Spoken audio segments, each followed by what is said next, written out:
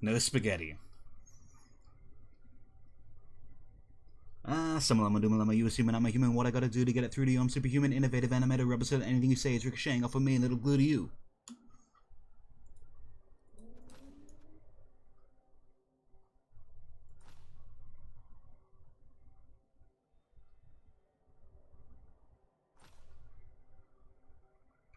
Maybe I'll watch Lou's stream to see if he's actually in the match. It could all be a ruse. Maybe he's just pretending to be playing at 10 AM just to get me to wake up in time. Or stay up late even.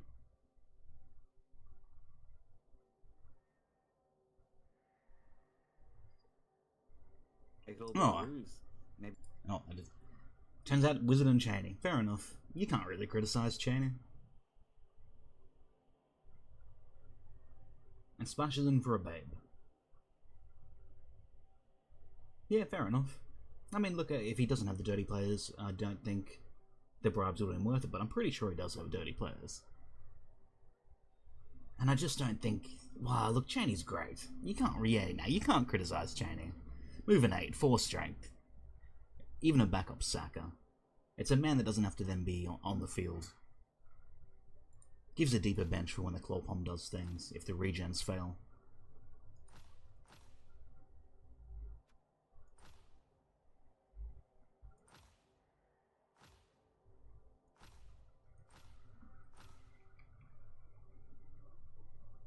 Get out of here, bushranger. I'm onto you, mate.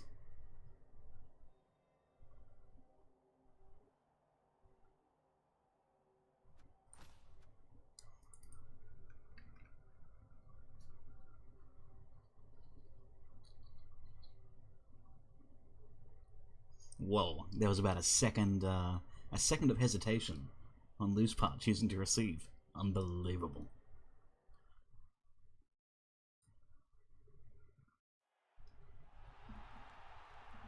Alright. In the game, we saw the inducements, Wizard, Chaney, and a Babe, 2-man bench for Lou, with the Chaney edition gives a 2-man bench to Woohooboy. Blodgewolf, single dirty player, Mighty Blow guard, 1 tackle option, 2 tackle options if we include a AV7 zombie, which is wisely not starting on the field. With the addition of Chaney, a dirty player is then forced on the LOS. Yeah, look, with 2 dirty players, I think 2 bribes might have been better. Because I don't think he's going to win through Lou leaving a sack on the ball carrier. I think his win comes from the Wizard and fouling people out. I don't think he's not going to outbash him. And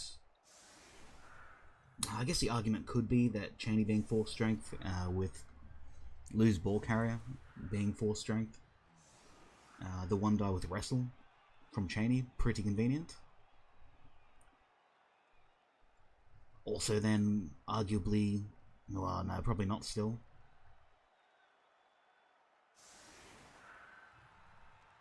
You know, it'd have to be, you wouldn't risk anyone but Shawhan's man as the ball carrier. But yeah, look, I just don't see him winning unless he recovers from the Wizard or is up men. And Woohooboy needs to do one of those 2 things to win. And without Agi 4 options, I mean, he's fast enough, and you know, with a lucky enough scat, he can get away with it. But against this team, I would have taken 2 bribes.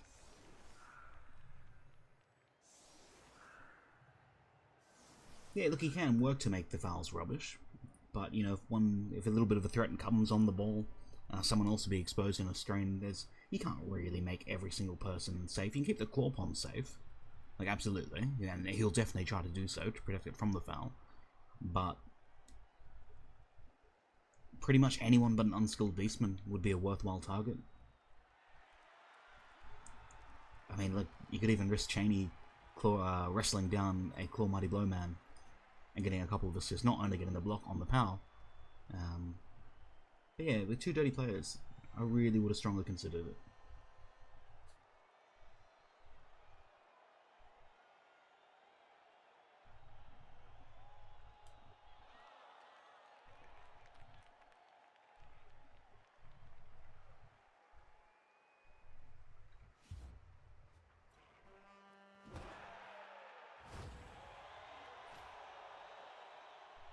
Perfect defense and a short kick with a reasonably hefty commitment to the line. It will be hard to deny all of the blocks. Another thing Woohoo's going to have to watch out for is Frenzy Jugger Beastman. So for example, if the Flesh Golem was one square to the left, a lot of coaches might, well, some coaches might instinctively put it on the sideline to ensure that that stand firm is used to block it off effectively. And Juggernaut denies that, and so with a guard assist and a Frenzy Jugger Blitz, could have a turn 1 Flesh Golem off the field. You'd hope that no one in the finals is going to not pay attention in that regard, and you'd hope that everyone will be aware of what Juggernaut does and look at the look at the 11 plays their opponent has fielded, and not do anything like that. But catch someone napping, and it's a great punishment, and it is centrally located to do that.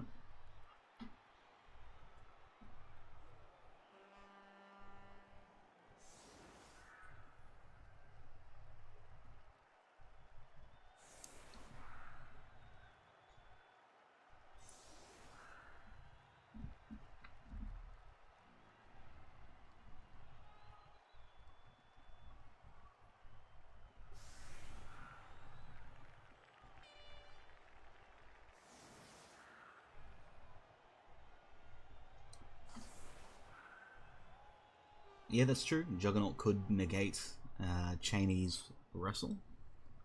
However, this Juggernaut Beastman doesn't have block, so you would not want to blitz it and take the boat down and then not use Juggernaut.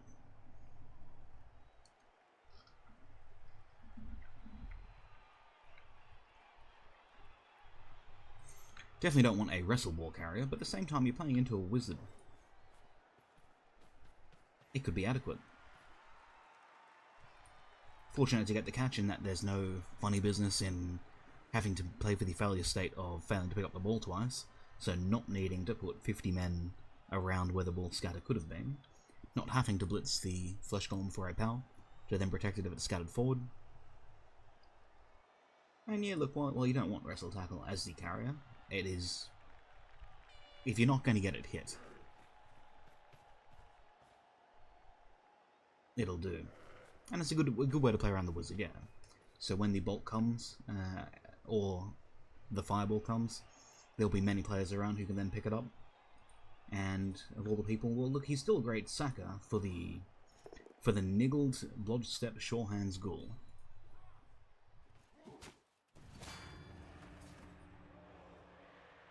But yeah, no, compared to that and the 4 strength, 4 agility Beastman ball carrier, Return of the Bat, you would rather the Wrestle Tackle. If one of them had to die, you'd prefer the current ball carrier.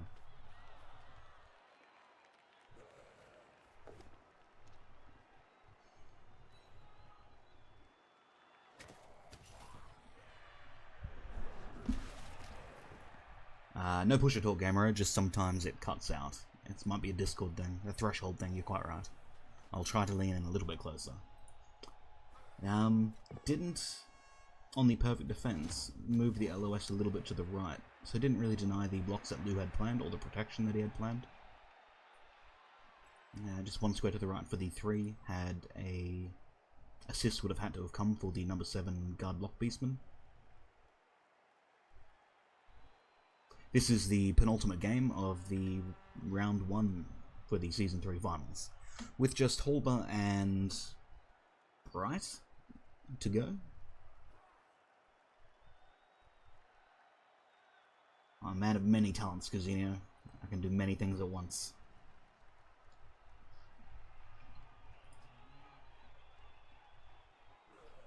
So cool, got the ball in a cage, protected it, and now looking to protect the Pommer.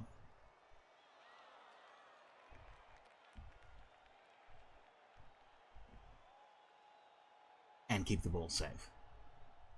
Unlikely to see a turn 1 wizard, but Lou's still playing around it with the staggered cage, not allowing all 5 men to be inside a 3x3 for the fireball.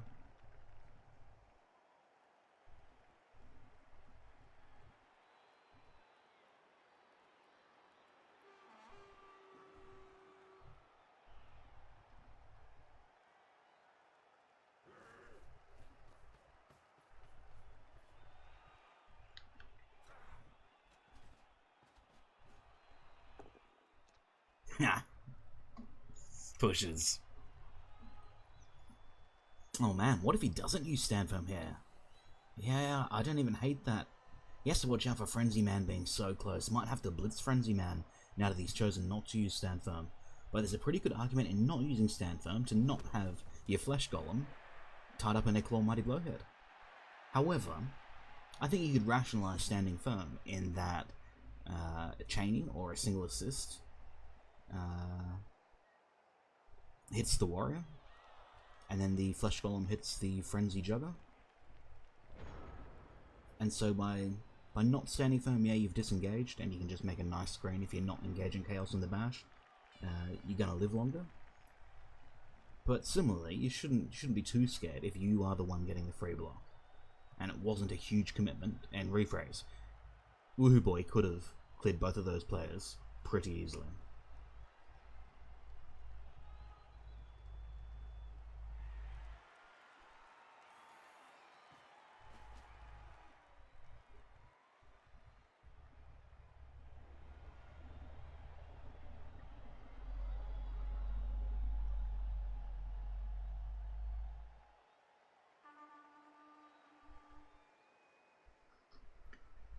Yep, a Chainy Wizard and Bloodweiser Babe were the inducements.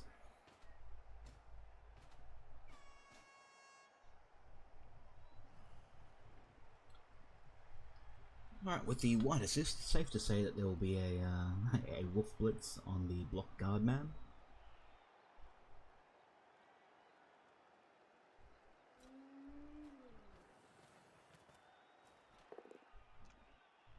Oh boy, Panic Basket. Both down keeps the base contact. Guard's a great man to have there, in that it would be hard to put so many men around it that he couldn't make the block.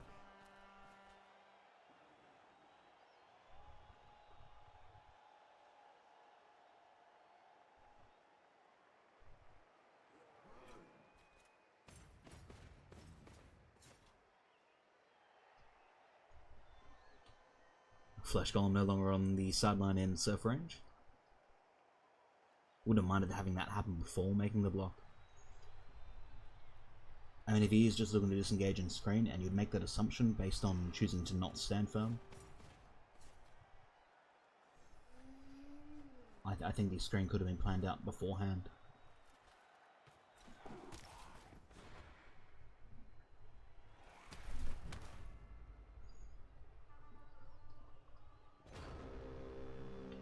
I think it's a good idea to not give free hits on the zombie to a Mighty Blowfella, especially on turn 2.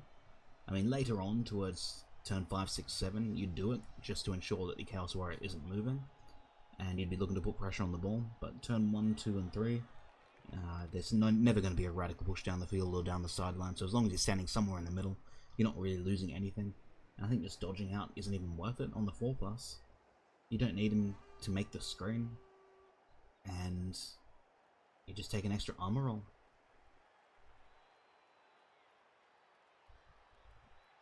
Like, if there was a giant hole, or if there was a ton of base contact and you really wanted it standing for next turn, sure. But in this instance, it doesn't seem like such a big deal.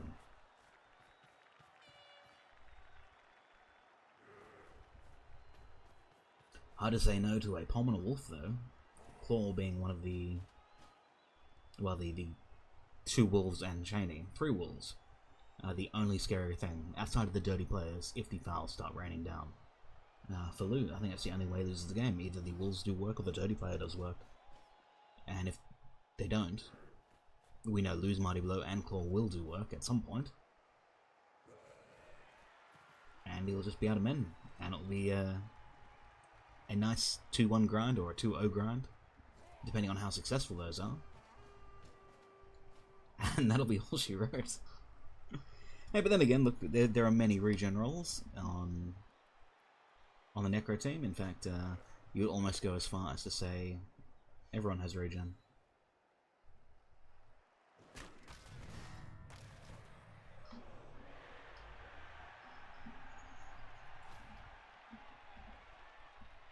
Turn 2, 2 men up. Great spot to be. I don't think, unless there's a radical swing, I don't see Chaos not not score on this drive. And you know, in the finals and against players that know what they're doing, like the games against Ducky, all I need was a. Oh man, didn't follow. Yeah, with the dirty player tied up on the Warrior, I guess that's the thing. He's already 2 men up. He doesn't need to risk the pylon. Pylon would have been a reasonable shot at getting the removal with a 9-year-old on the armor. So Mighty Blow still being able to be applied to the injury roll. But I guess he doesn't need to. 2 men up. You don't need your Pommer on the ground getting fouled. Like if we look at the flesh golem, we say, oh, you know, nah. Yeah, just not worth it. And you look, you only need to be, yeah, you only need, you know, 1 man. And if you're 1 man up and you know what you're doing and you've got a capable team, you just don't lose the game unless some super crazy dice happens. Like there'll just be no stopping him now.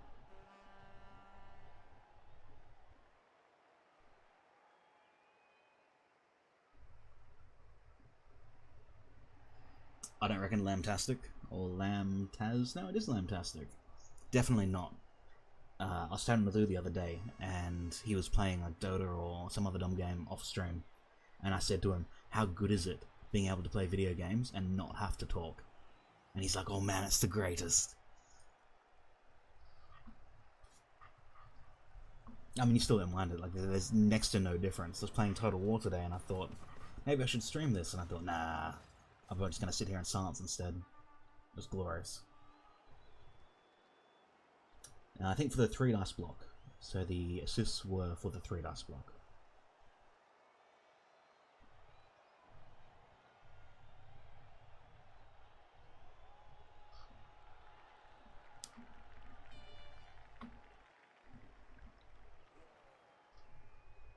He could do, he goes, oh, Lewis walks over to the fridge, opens it up, sees that Karen hasn't bought any groceries yesterday.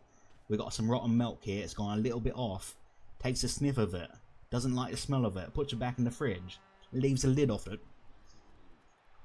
Goes and gets a Death Wish coffee instead. Or anything like that. Could do.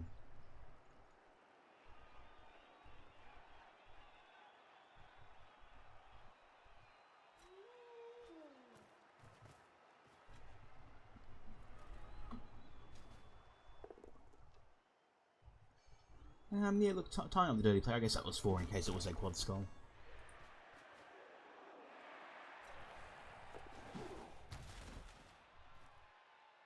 Oh man, risk it. Gets the dirty player free.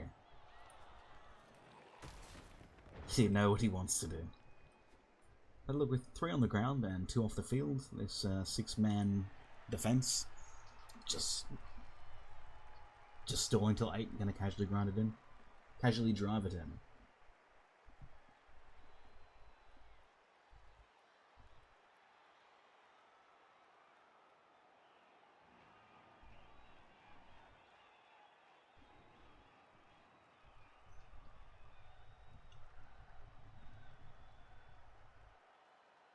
Yeah, when you're looking for those chain pushes though, so for example, try suggest chain pushing a warrior into a fleshy to get the fleshy, the follow-up block. On the both down, you're sad, and you commit the base contact, you get pushes, you're sad. But then again, look, he's down 2 already, just through the LOS and a random block. I mean, there's nothing for him here other than hope to get lucky or use the wizard.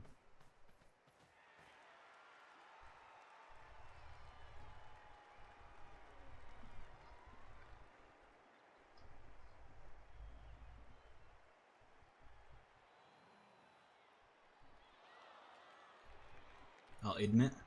Isn't it, Bugs Bunny? Isn't it?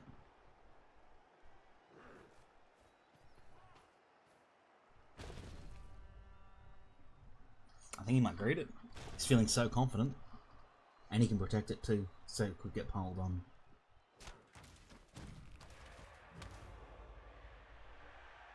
He uses the Mighty Blow to break the armor for a 7. 3 up. Easy peasy.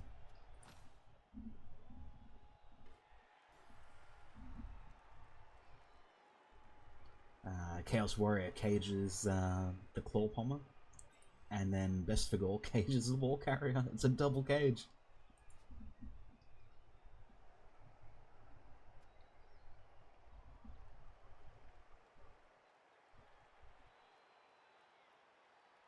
Yeah, look, even if he does Wizard now, it's... Yeah, look, I think the Greedy Roll's fine. I don't think there's, outside of the Wizard into Agi 3 Wolves going places. I have not seen a turn in which I thought, oh yeah, Woohoo could recover this ball post Fireball. That has never been a consideration with the Elf screen from the Necro. Now it's an Agi 3 Elf screen, 3 men down. Not really going to recover the ball post Wizard. Yes, being down a man a turn does make it hard. Against someone that knows what they're doing, it's near impossible. You know, your average Cole match, I think I average being down a man a turn in most matches. I'm still traumatized about a game I was down 2 Chorf blockers against the camera on turn 1. But look at it, it is a dice-based game. He does have the tools such as Cheney and a Wizard.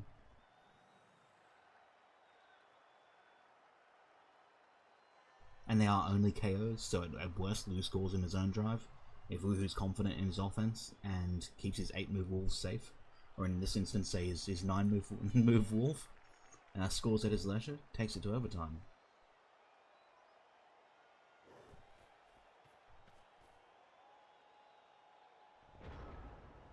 And I guess that could be the rationale for the Elf strain. Unlike your traditional Cole match or your qualifying matches, you scoring in your half and your opponent scoring in their half isn't the end of the world. You're not stuck with a draw.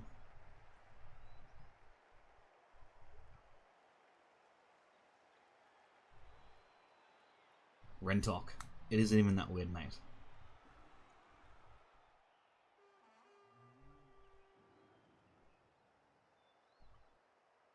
It's an Ulf scream. It's an Ulf scream. It's an elf scream. Made of elves, except in this instance it's wolves.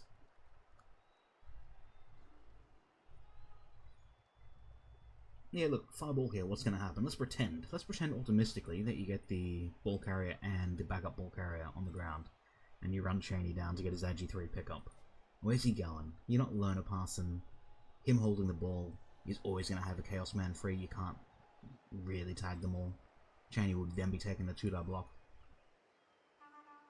for a 75% success. So I don't even think there's a good Wizard opportunity here.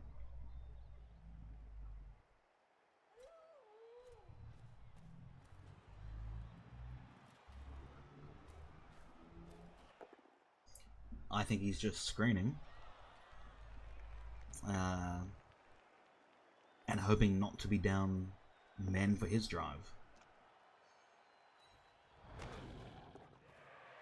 Has the option to push into Cheney for the follow-up block. I think he needs to as to clear the base contact.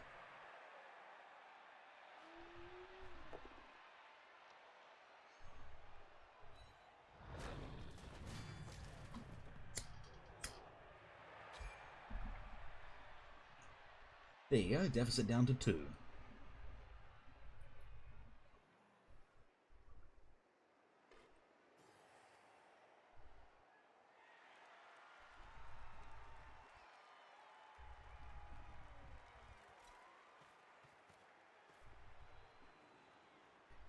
Yeah, look, I'll do my best to do both.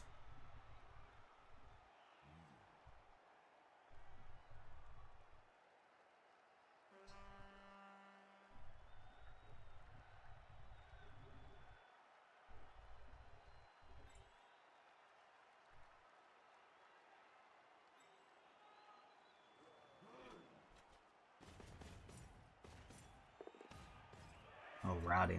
It's going to be the dodge for the foul on the Palmer. No, it isn't! What about this fleshy to protect the wolves? Fair enough.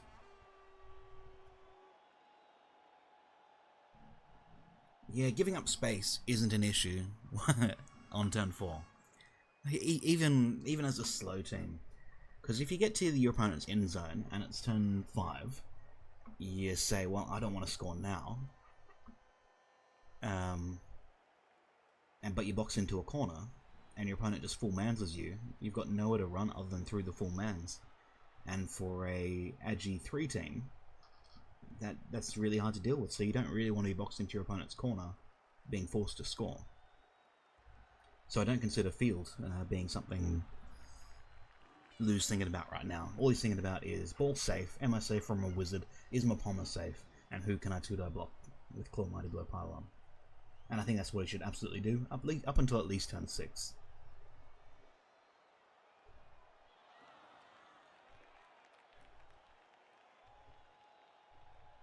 One-time console league winner and person who holds 3 of the top 50 longest games in Champ Ladder 4, Fantfox, asked about the zombies being stood up or not stood up. I think rather than risking the armor rolls, not standing them up was the go. I mean, look where Lou is in relation to the LOS. There's still zombies that could be cancelling assists, maybe reacting to a wizard that comes in.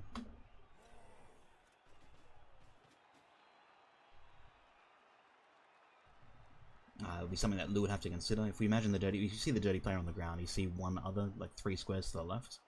That one not really doing much, but the dirty player zombie that's been on the ground since turn 1, I think that's great.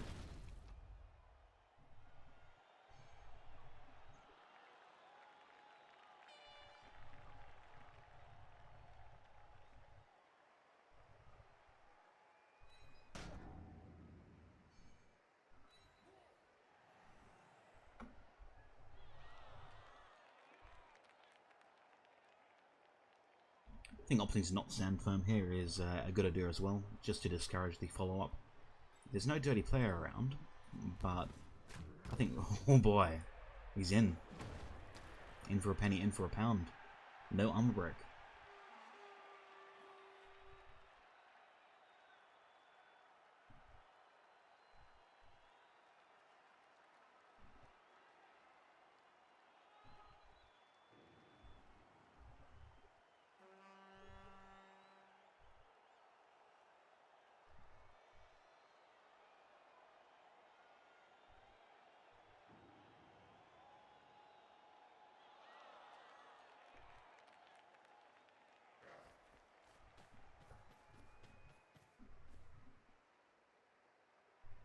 Yeah, look, there was a great match last season against Agent TBC's Lizards, in which Lou's Pommel was on the ground, and the Lizard coach just kept on threatening the ball, putting sidestep skinks on it, forcing Lou to blitz those sides. Well, not forcing, but yeah, Lou was going to take those sidestep skink blitzes.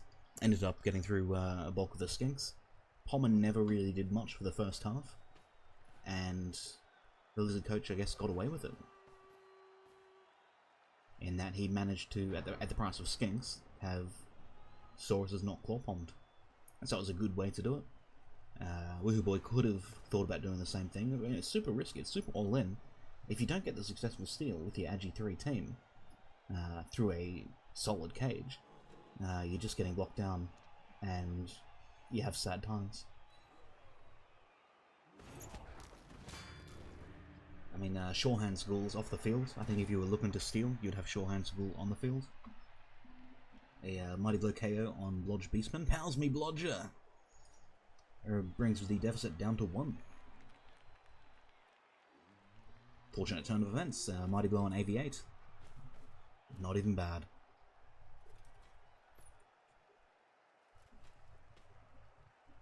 Will come at the price of the Claw Mighty Blow on the number 1 Flesh Golem. Wow. Unskilled Rotter with a KO. Even on the field. Now, when you're even on the field, and both coaches have about 3 off, not only does he get the Chainy Blitz on the ball for the power, gets the removal as well. Wow, what an amazing turn of events. You look away for 1 second, and all of a sudden, ball's on the ground. Holy shit. And lose down a man. Wow. Turn 4, what a swing. That's the next level.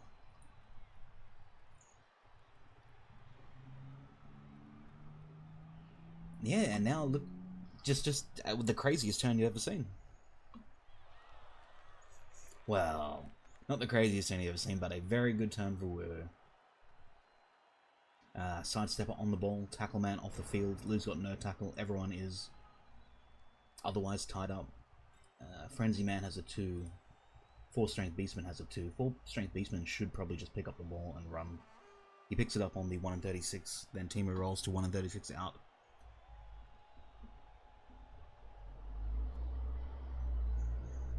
And I think Palmer hits the fleshy Chaos Warrior screams. And yeah, here's what I was getting to before those 3 removals happened.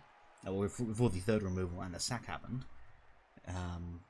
When there are fewer men on the field, it's a lot harder to defend the ball. When you're all mansing with 8 people,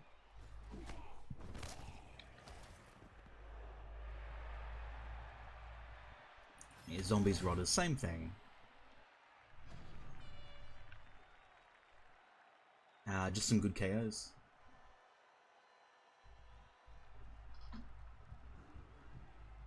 Pow and Blodge, getting the KO. A not Pow and Blodge had the ball safe. The other Pow didn't matter so much, but did get the removal. Once the Pow on the Blodger happened, Cheney was open.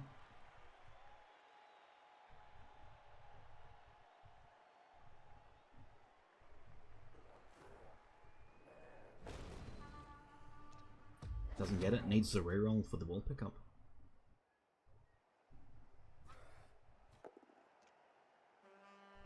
Fleshy standing strong. Yeah, look, desperately wanted to free a Chaos Warrior to screen for the ball pickup.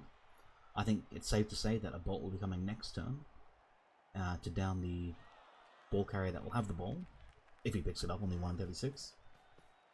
He does. Sorry, 1 in 9. Yeah, and this is what Lou really wanted the Chaos Warrior free for. So the Plopom Blitz freed up a warrior. If that failed, the Mighty Blowman freed up the warrior. That failed. And so now there's no screen to screen out the 9-move werewolf. Similarly, there's a dodge werewolf is only marked by a Chaos Warrior.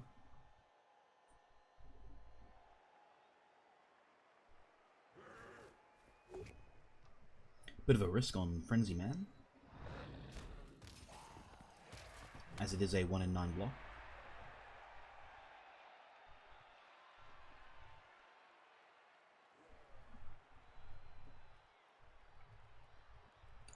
One babe for Woohooboy.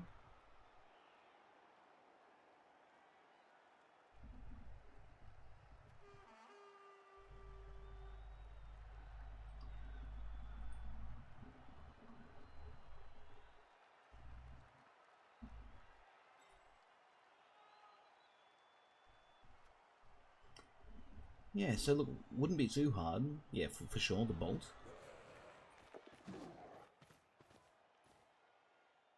Lose 3+ dodge. Maybe not reroll, but still maybe. Forces the wolf to 1 in 9 if he wants to get out. Bolt to an arm break into a stun. So zombie assist allows the. Never mind. I guess that's fair enough. I was looking for a way to free a flesh golem to tag the ball. Not needed.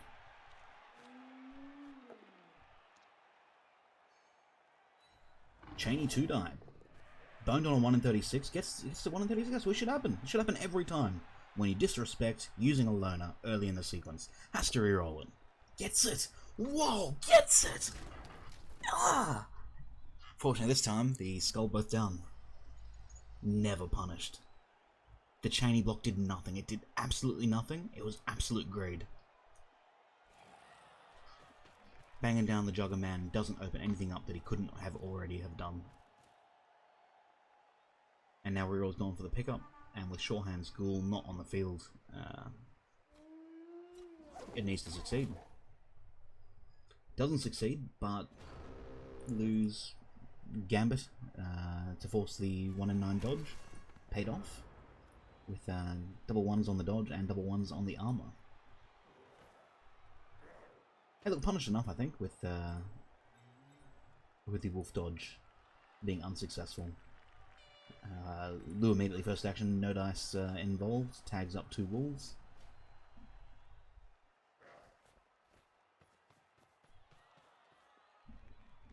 Guard assist to get Pommer a block. No recovery though. Unless it's the Pommer himself. Even then it's not the Pommer because there's a zombie in the way. And it's pushes. Rowdy.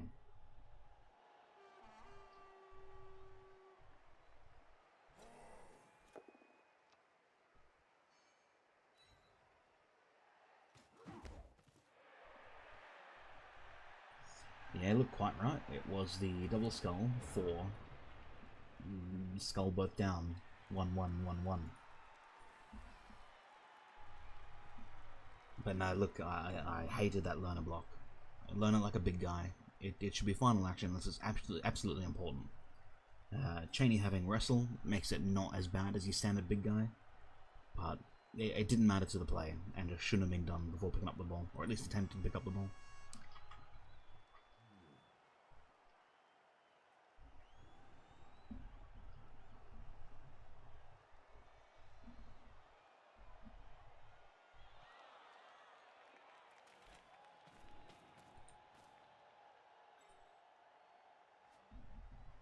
Right, so with good marking and threats on the ball, there's at least some dice.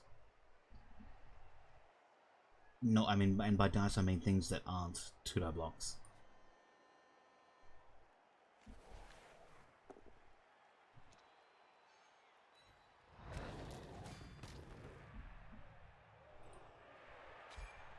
Opens up with a loner. Fair enough. I guess technically because there had to be D6 involved, the Cheney in this instance, freeing up the downed 9 move wolf, wasn't terrible in that it had to happen to have the wolf get out on no dice. Once again, the inducements are for Woohooboy, a wizard, a bribe, a wizard, a babe, and a Cheney. And I don't think Lew bought anything.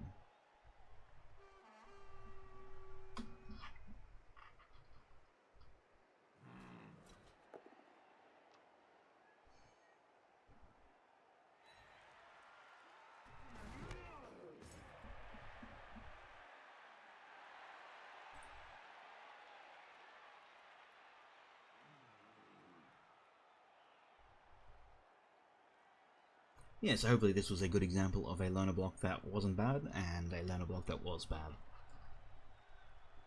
And look, that's just going to be the same with almost everything in Blood Bowl, from 1-die blocks to fouls, loner actions.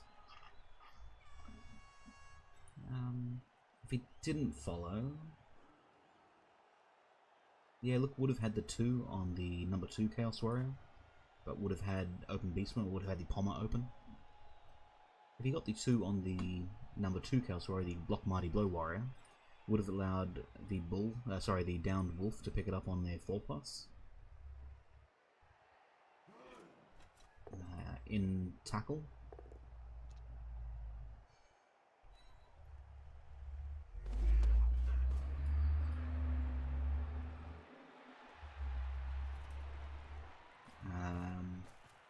And yeah, look, next turn. Well, lose next turn. Lose turn 7. Has the Beastman back to pick up the ball and get safe.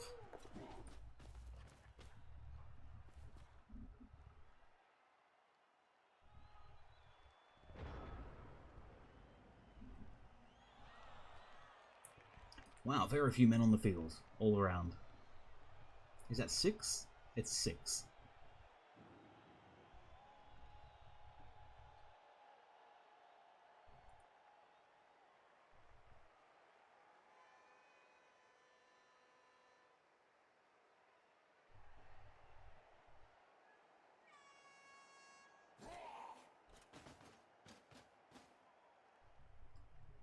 Yeah, so it gets the 2 on the wolf, and on the follow applies guard to the sidestep wolf.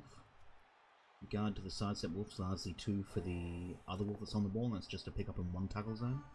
Mighty Blow Claw on the niggled werewolf gets him. And a surprising amount of niggles on this Necro team. The Ghoul, an 87 zombie, the niggled wolf, and I swear I saw one more.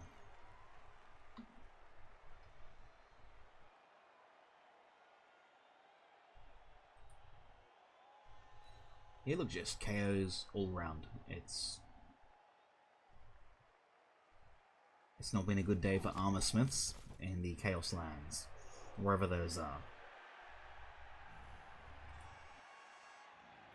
So for Strength 4, Agi 4, once again going for the 3+, 2+, I'm sure. And then it'll be a matter of how to get safe from Cheney and the wolf, the Movement 9 wolf. There's no way he can really go that will be safe.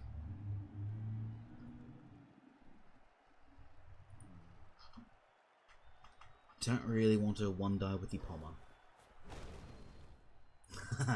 So the 4th turn of pushes for the Clawhorn Beastman. Oh, sorry, it's a 4+ pickup, with the Flesh Golem not being a push. With the Flesh Golem not being a power.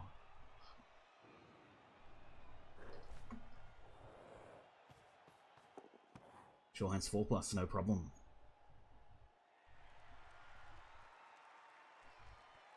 Yeah, so look, I think the number 7 Beastman, Bance Revolution, the Movement 5 Guard Block Beastman, will probably have to dodge here. And he'll probably have to get the team reroll, just to screen off Chaining. Doesn't really solve the problem, as if Flesh Golem powers Claw Pommer, Cheney's through anyway.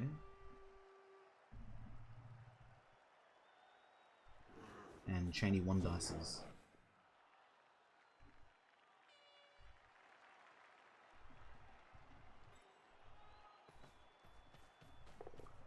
Whoa.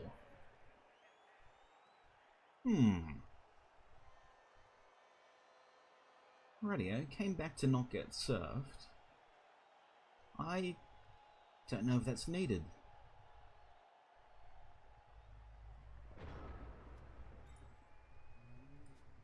I think I would let my number 7 Beastman get served if it meant that my opponent wasn't blitzing my ball carrier. Certainly better than the GFI. I mean, it is just a 3+. You can get the assist on a 1, 2, 3, 4, 5, 6 single GFI, 3+ with Cheney for the 2-die both ways.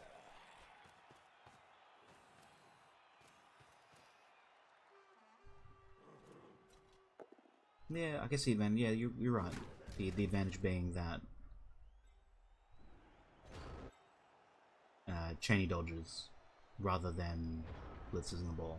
But he could have just based from anywhere. I guess that's Lou's rationale. It's that by basing him from behind, he doesn't get the serve for free, and he's based so he at least has to dodge it at the carrier. So that's pretty good. Out of rerolls. Can't remember where they came on, where all they got spent on. One was the Loner. I can't remember the other rerolls.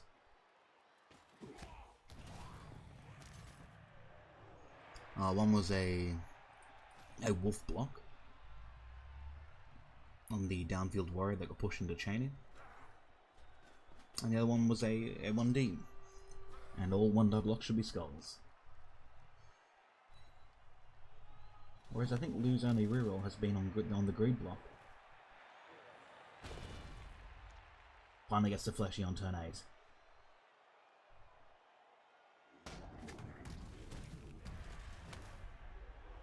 Might have been used to break armor. 7 on the injury. And look, after an absolutely devastating first half,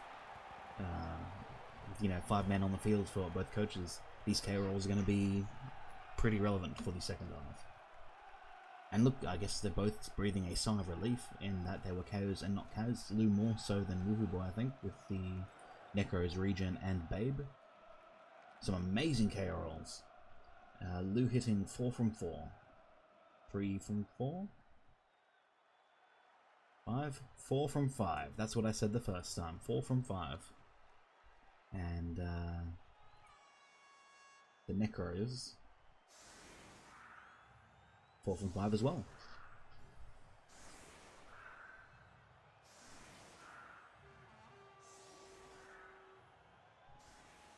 So maybe the babe wasn't so hot. Maybe she was just a blood-wiser young lass.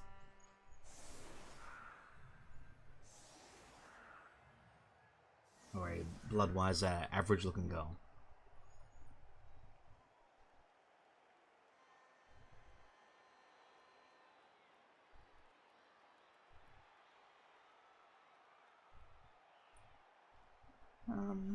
Yeah, look, 4 from 5 is pretty good. I mean, with the choices being, you know, 3 if you're lucky, 2 if you're unlucky. 4 beating the lucky expectation. But look, with the touchdown on turn 8, Lou would have had 2 shots at it anyway. And so by rights, you're sort of expecting... You'd be surprised if there were 2 off for either coach. So in terms of things that actually affect the game in the future, Dirty Player Zombie was the single Kaz for the half.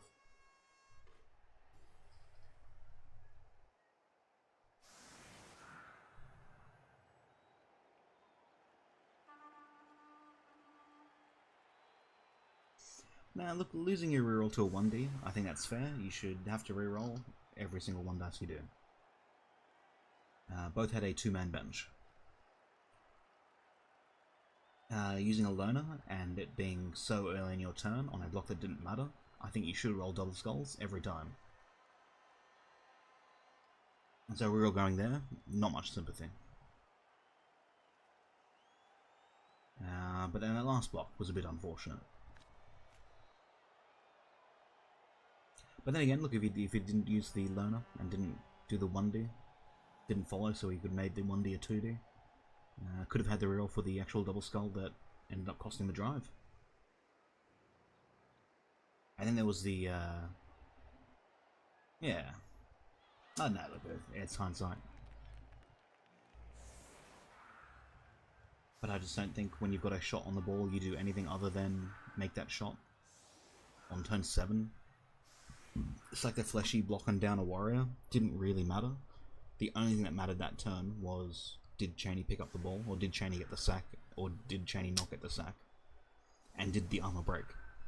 And I think had Cheney got the sack and the armor broke, Lou wouldn't have scored. The Chaos Warrior being on the ground didn't seem to matter.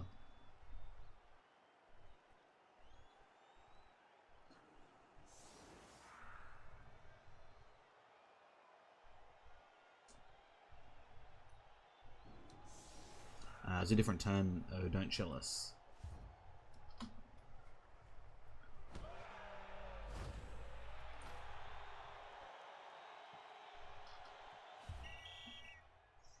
Has a 9 move on the field, has the capacity to 1 turn. Doesn't seem to be doing it. Unless it's some sort of rowdy setup.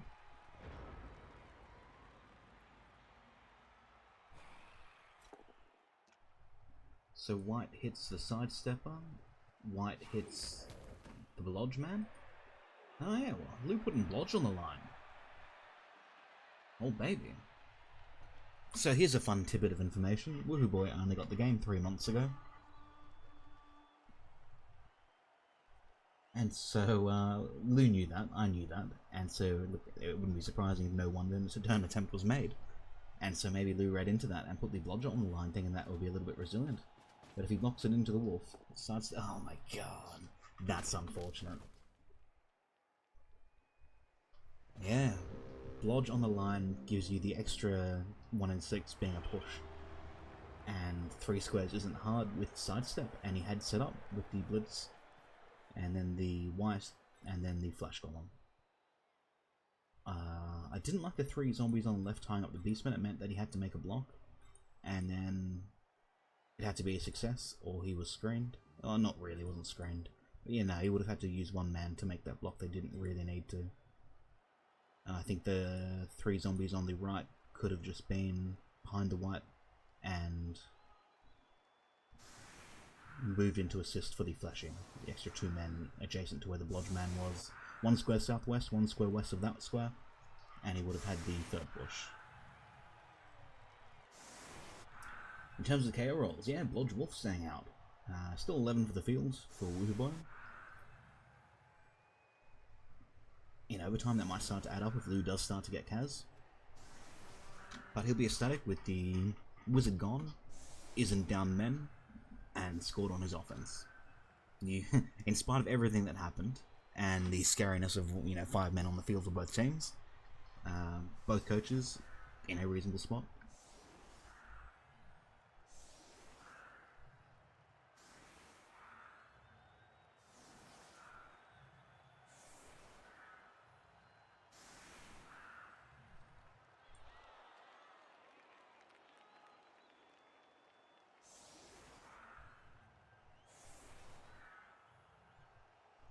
Yeah, Targaryen Tantrum. Legendary Edition, that's when it will be.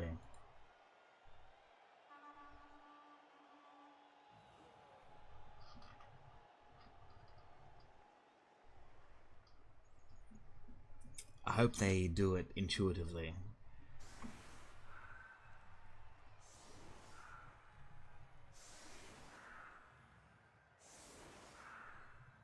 So that, there was a post on the forums earlier today, or not today, yesterday maybe, where some guy was like, oh, I just played an opponent and the game went for 3 hours. I've been casually searching through Goblin Spy looking for it. I did not see it. So it might have been an open ladder or some shit a private league. And it could just be exaggerating. But there are a couple of 2-hour games in the Champion ladder. And yeah, look, there are some serial offenders, like Mr. Fanfox. Mull appears twice in the top 50. Fanfox 3 times. Fash only once.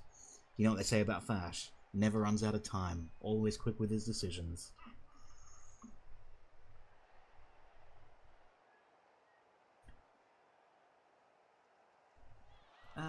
Well, yeah, look, it was an early run, Namata, in the first 3 or 4 days. And so, presumably, if you play 20 games in 2 days when the ladder is fresh, most of your games, in fact all of your games, you'd be up TV. And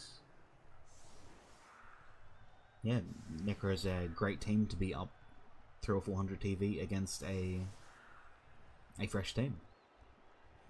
Especially when Nurgle was popular, I think, back at Season 3's launch.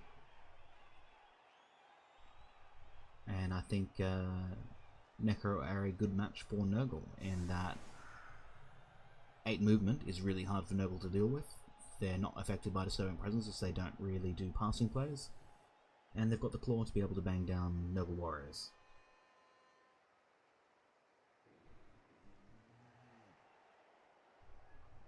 Yeah, that's the one. If we look at the Champ Ladder Season 4 on Goblin Spy and search by duration.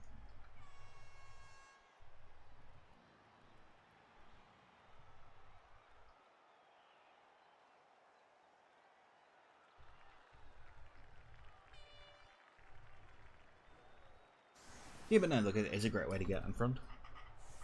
And look, for someone that's only played for 3 months, he's doing a lot of things right. He hasn't really, aside from that loner block. And I guess, macro decisions regarding, when and when not to use a wizard hit, if you do your elf screen when you're down 3. That sort of stuff. But that's nitpicky. For if he had truly been only playing for 3 months, he's well ahead of the curve.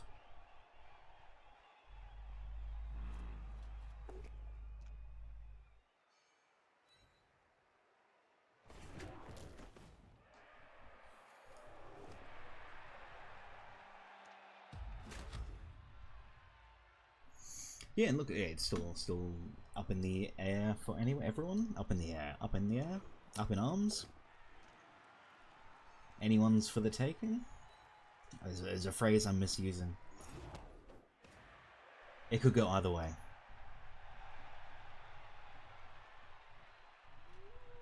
Not hard for a Necro to score an 8.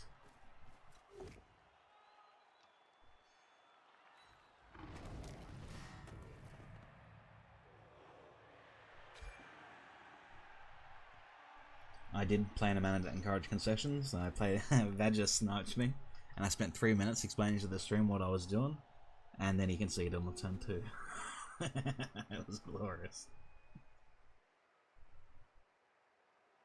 There will be a filter. So look, LOS block getting 1 KO, not a huge surprise.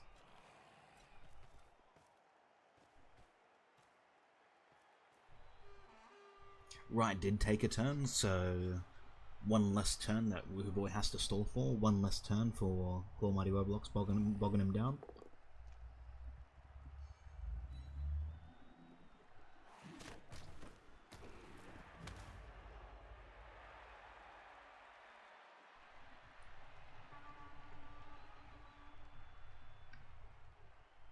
But has to be a little bit careful about who he's leaving open, and then who's protecting against the Pom Blitz.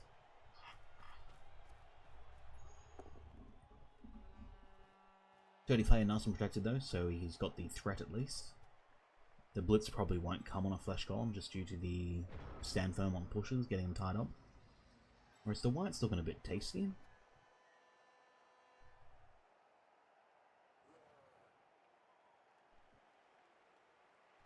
And the White could, and the Pommer post-White Blitz could be protected on the follow-up or not follow-up.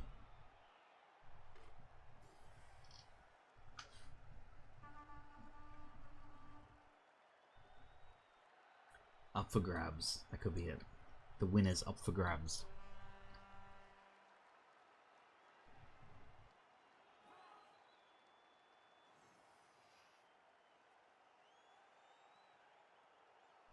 Wasn't even BM too. Poor old Vadger. I was showing people, you know, what to do if you've got an extra man. You look around and say, right, what's this man gonna do? If he goes here, this is what he does. If he goes, you know, there, that's what he does. Here's the advantage to going here, here's the advantage to going there. And yeah, it did take 3 minutes. But we salted Vadger nice and good. I don't think Lou will let it get fouled hard, Ruggy. I don't even think this will be a pylon. I think it will straight up just retreat behind. Oh, look, he's given himself the option to pylon. In that he hasn't moved every beastman up. Doesn't. Fair enough.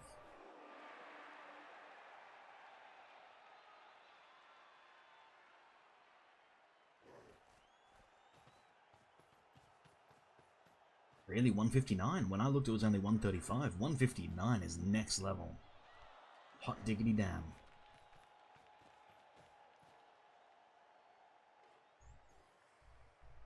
$159 minutes for a single game of Blood Bowl. Was the score at least close in the match? Or was it just one guy getting banged on and BM'd?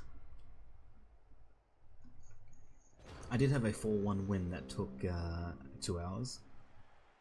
And that's, I guess, my opponent took a while, I took a while, and I looked to make sure that he had no holes to make any sneaky dodges. And he spent 3 minutes looking for those sneaky dodges, that's fair enough. Palmer nice and safe, no base contact. Just a bit of posturing.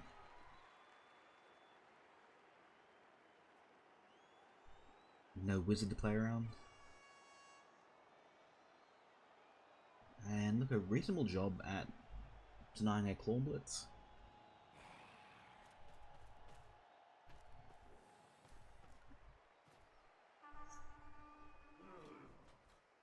I guess the movement ghoul can always get there.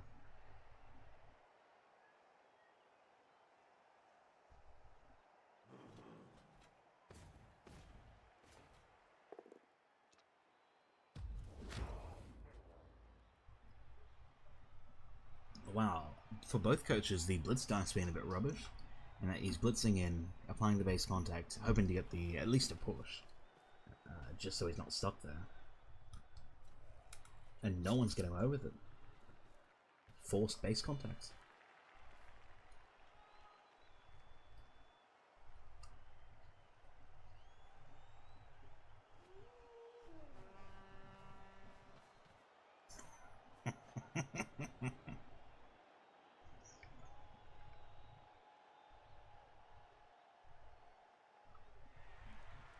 Yeah, no, look, oh,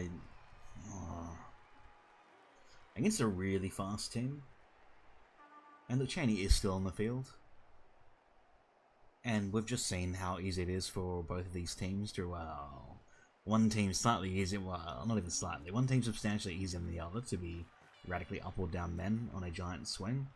I would definitely not want my opponent to score early if I was Lou, especially with that riot, especially on a deep kick, especially in a cage. He's got a little bit of base context, so maybe if he stuns both of these flesh golems, or better.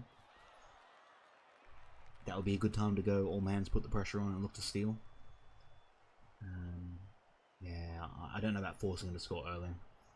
Just the risk that something goes wrong, or you play a little bit more dangerously to get that touchdown in, and 9-move Wolf comes along, picks it up, and runs away. Rowdy no bribe fouling. Gets the 1-for-1 trade. If fouling always got the 1-for-1 trade, you would just see 16-man zombie teams throwing a foul every turn. So he's very, very pleased with that result. However, he could have been down a man on his offense, where he absolutely needs to score, and he needs to score late. Lou has the strength and agility to move the ball with haste as the men to make it safe.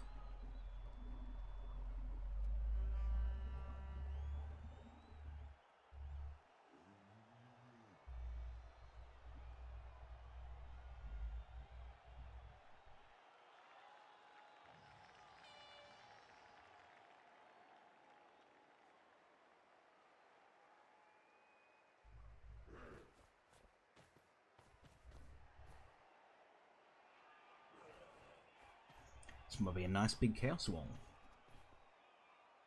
4 strength sweeper.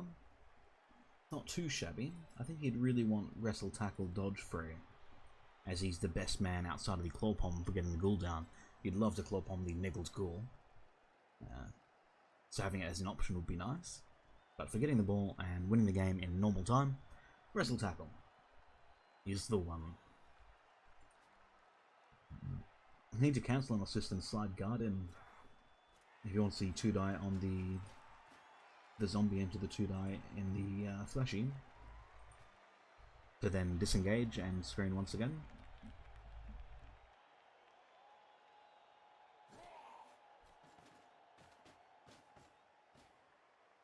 On the success here, it allows the pommer to hit the fleshy, and with the dirty play off the field, you're a little less hesitant. However, I think Lou's down for the drive. With the KO and the Kaz, only for a zombie, he is actually down men.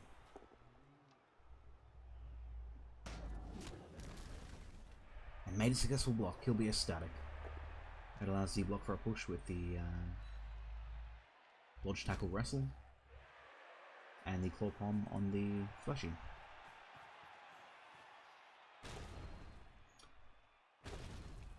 For pushes. The risks here are well, not even that scary. I mean, the guard white could slide in and get Cheney a 2 into a 2. If Cheney succeeds the first time, the white can stand to get wrestle zombie a 2. And that would allow Flesh Golem to bang Claw Pommer, and people to rotate around behind the white. Nothing you can do to save number 2 Flesh Golem though, that's getting banged.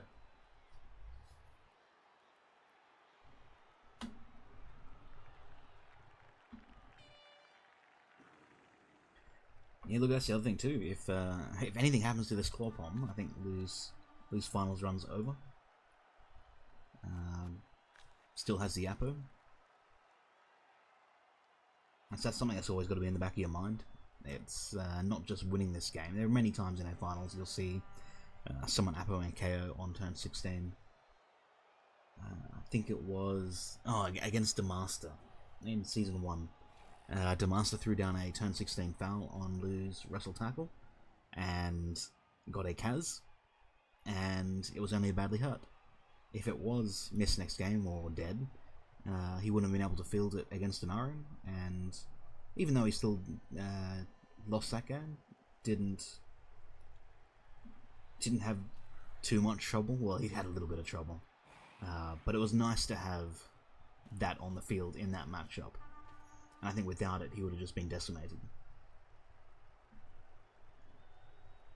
But Master X with a great point. The return of the bat, the ball carrier for Lou, to pick extra arms, to pick short hands on a guy and then get agility is just next level. It's absolutely insane.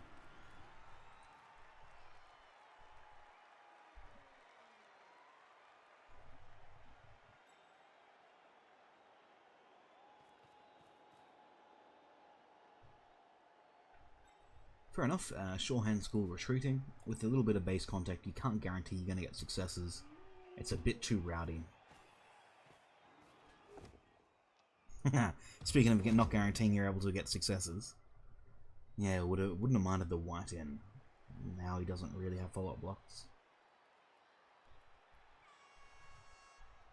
I guess guard white could base the claw pommer to allow number 1 flesh golem to hit the claw pommer, but then Cheney's not doing anything.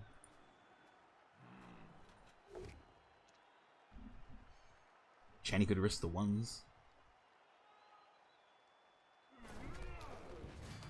Oh man, gets it. Oh, this will be interesting. Appos it. Fair enough. Wow. Must be a little bit nervous. It'll have at least 3 shots at waking up with the end of turn 16 and the overtime roll that Cyanide gives. It's not the end of the world if the KO happens here. So really, then look, you don't want to be down. Oh man, spooky times. Spooky, spooky times. Any case that happens now that's permanent really matters for Lou. Something rowdy on his ball carrier and he doesn't win next game. Even one of his warriors taking a random mighty blow or a random claw block, and his match against... give me a second, I'll remember. I remember. Hot diggity damn.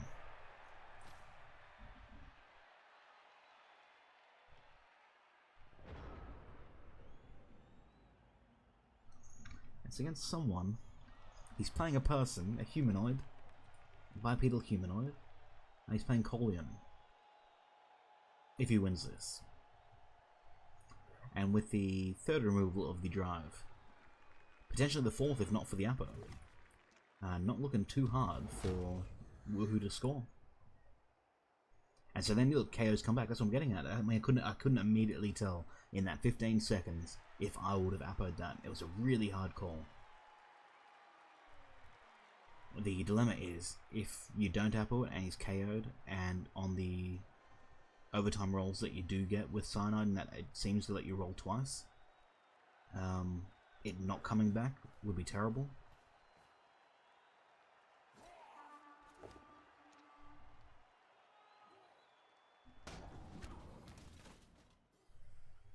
But now with the use on the KO, it won't have it for next, well, it won't have for anything else that happens. Spooky, spooky.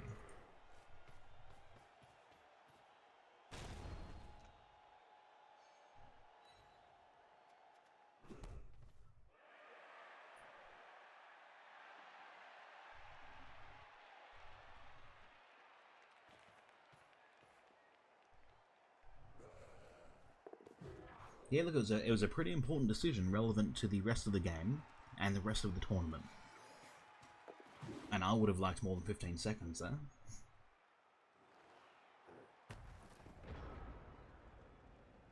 Right, he's disengaged as best he can, but he's doing the same sort of thing Woohoo did in the first half, in that he's just screening as best he can. And is kind of half men's while down men. And so the 3-man and base contact are likely just to be locked down. The blitz can come at Woohoo's leisure.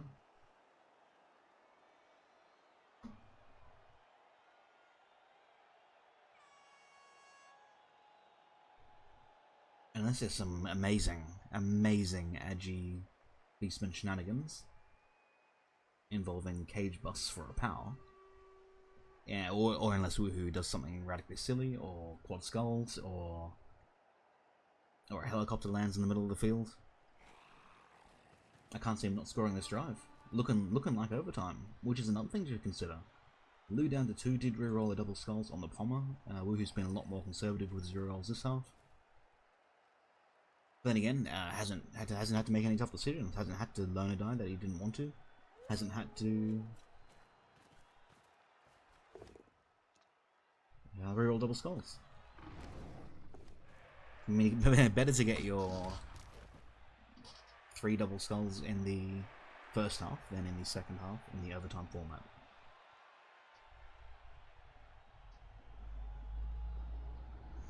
Well, that's the other consideration, Odone Chalice, he says it gives you 3 Quap 1 blitzes for the remainder of the half. If the KO didn't wake up, Lew doesn't have a bribe, doesn't have a babe. It's only a 4+ to wake up.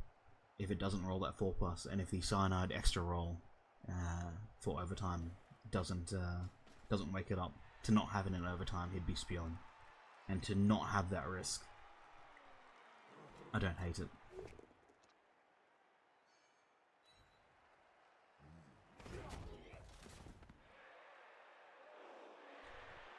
There have been no successful regen rolls.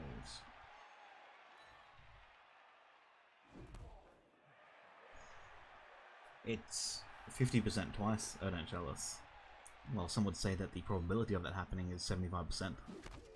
It is not. You should ask Mol Dripster at what it's like to roll a 4+.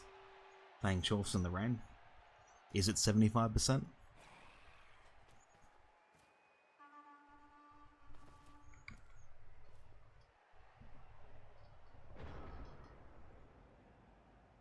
Yep, Woohoo with a babe, Lew does not.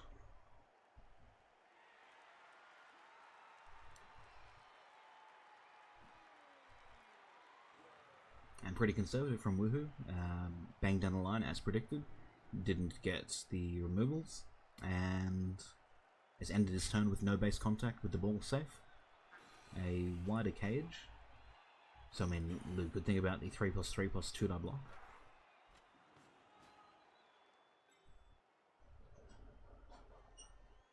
Oh, my bad. 4+4+2 die block. Hey, look at that. That's pretty good. If you look at the zombie tackle zones, nice and tight. While it does look like the wider cage, it's actually not.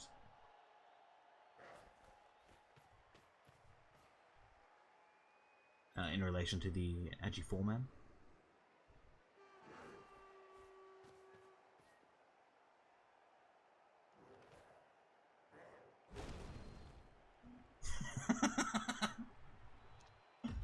Oh my god.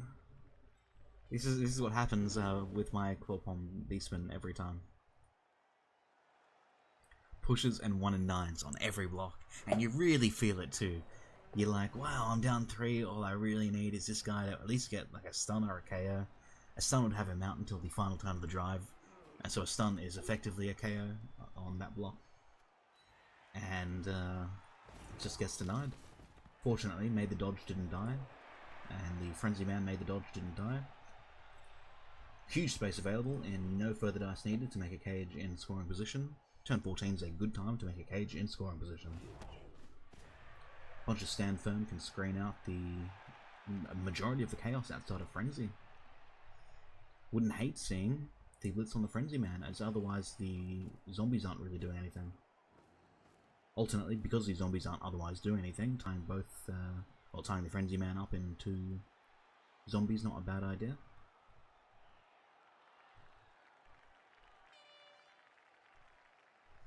Yeah, you know you're gonna have a side open all the time. Not as bad when you're down 3, compared to the first half when both coaches were down 5. You just can't cover the width of the field. There is always going to be somewhere open. In this instance, it was open without the blitz, but I think that was for protecting the Pommer safe. Not much you could really do better there.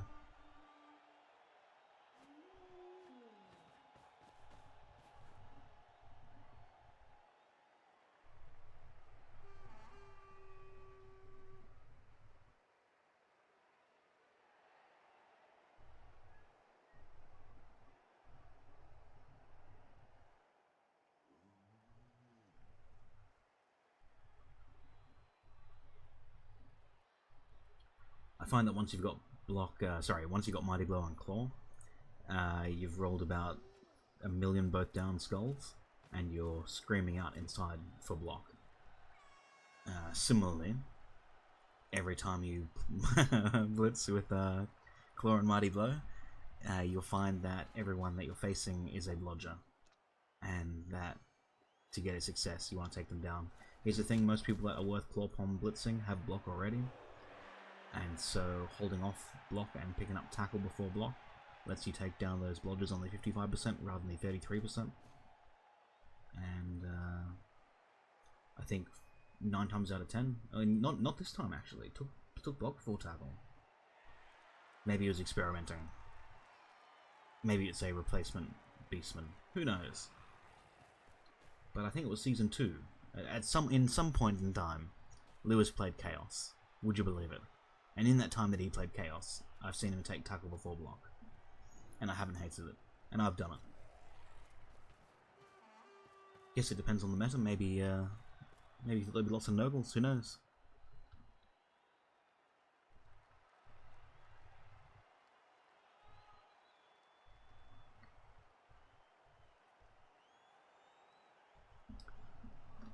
Yep, safe enough.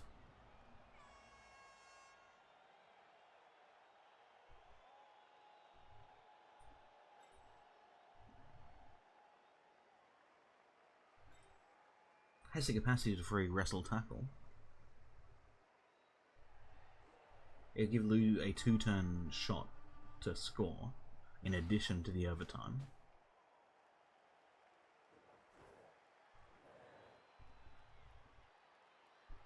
It is a 4, isn't it? Bounce him 1, 2, 3, 4, 5, 6, 1, 2. Pretty good. So Mighty Blow Man on Fleshy. 1, 2, 3, 4, 5, 6, 1, 2. Not to be.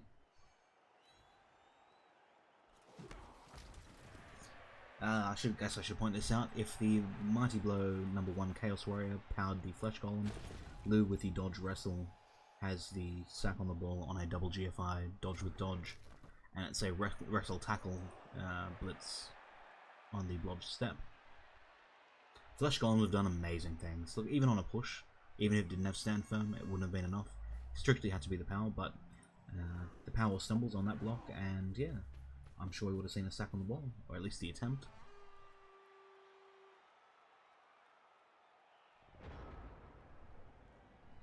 Weak screen, guard White's in a good enough spot.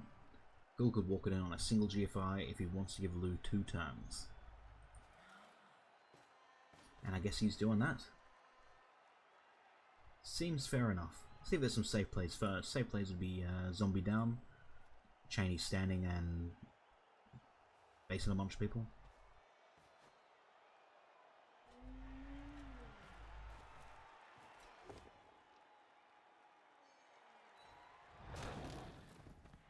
Yep, seems good enough. So the Chaos 2-turn. If you're gonna make a 2-turn with Chaos, doing it with a Agi 4 ball carrier isn't too shabby.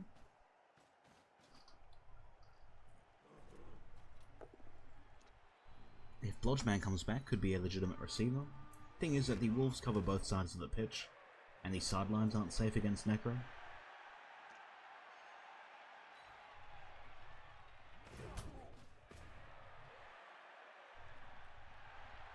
I mean, yeah, quite right from Mile. The box a bit greedy with the GFI that absolutely has to happen. If you've got no dice to score, I think it's okay to make some greed blocks. You know, maybe it was Mighty Blow on AV8 or something to that effect, or you know, a Claw Palm Blitz or something to that effect.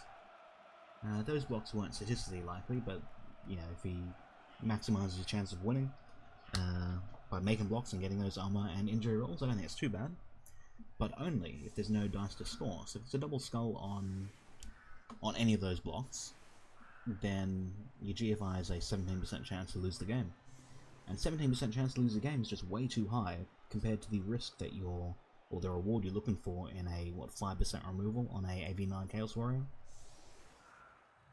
5% to get a KO. I think it's that. It's probably less. And 17% to lose. So yeah, no. However, yes, it was a nice drive for Woohooboy. Didn't spend a single reroll. A great drive, considering the downs of the first drive. In that they were both downs multiple times, multiple both downs. That's it.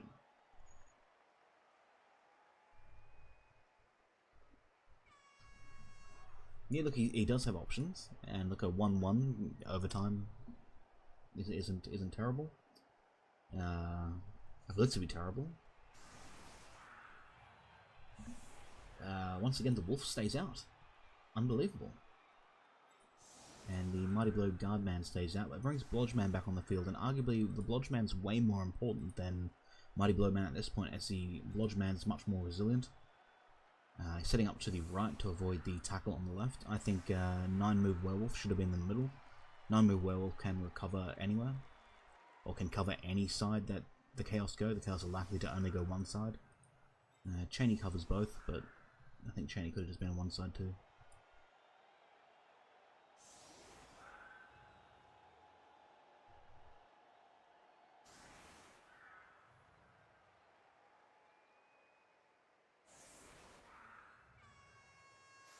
Oh man, 100% of the time when you do a setup that flanks one side, it's a perfect defense.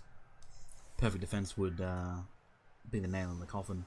2 fleshies on the 2 LOS beastmen. It'd be sad times. Yeah, look, Wolf's still out.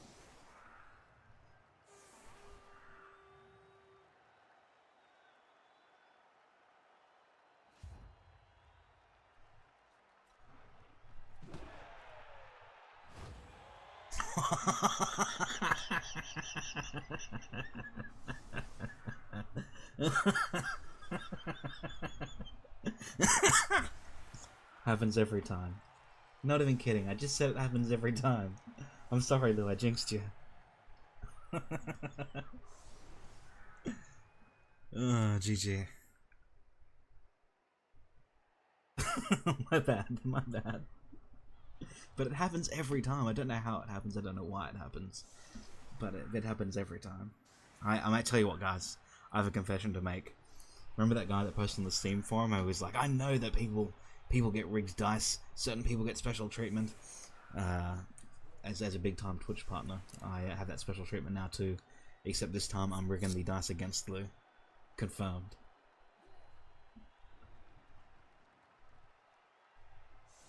I downloaded my rigged dice app. It's just so funny. It's always nice when I see someone that gets banged on that isn't me.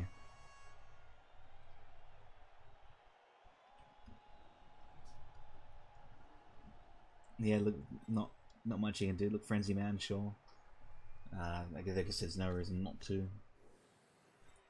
Frenzy Man too far away to clearly stand firm. Yep, save moves first. Scoring position for Frenzy Man seems like a good idea. Could arguably block to clear a number 12 Beastman. Unskilled man can run downfield. Get to a scoring position.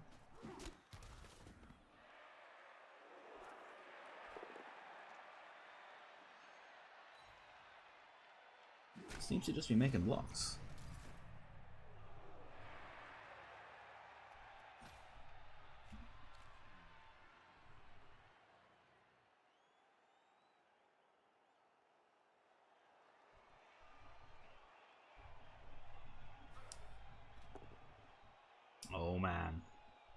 Oh man, with the overtime, I wonder if he does it. This is another thing that I'd really like more than 15 seconds to think about. I don't reckon he does. I don't reckon he does. He does. Oh man, that was a tough consideration. So down to 1 reroll, right? Here's the reason I don't think I would have. You're going into overtime. Unless you score now. Scoring now doesn't seem very likely, as you're going to have 1 at best 2 scoring threats. Oh look, here's another reason that you could have kept the reroll. he does get a Claw Palm Blitz on the Ghoul. It's a Niggled Ghoul. It's Woohooboy's only ball handler.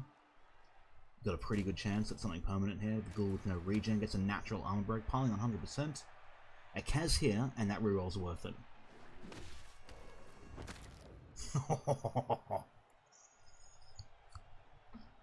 Yeah, reroll the double skull. So yeah, look, I guess that's pretty good. So even if he does go to overtime now, less concerned about things in general. So a Wolf will have to carry the ball. A Wolf carrying the ball, still pretty good, but it's not a sure hand Ghoul. It means extra men will have to be committed to protecting it. Still had 2 scoring threats, admittedly.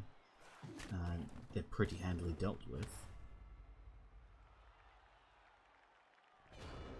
Nah, look, I initially probably wouldn't have until I saw the Claw Palm Ghoul, and then I saw the Wrestle Tackle Man go to tag the Ghoul, and I was like, yeah, that must be what Lou's after.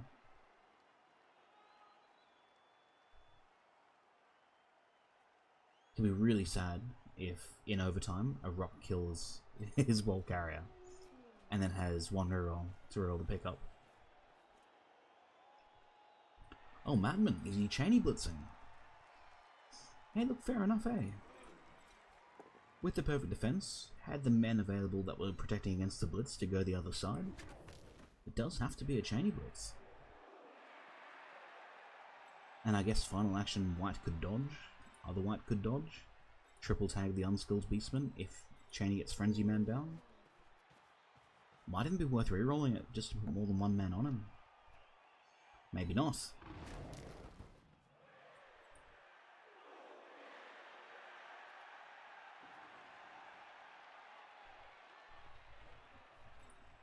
Yeah, the Flesh Golem hitting the Guardman didn't really matter. That probably could have been last. For this turn, it is the only thing that matters is stopping scoring threats.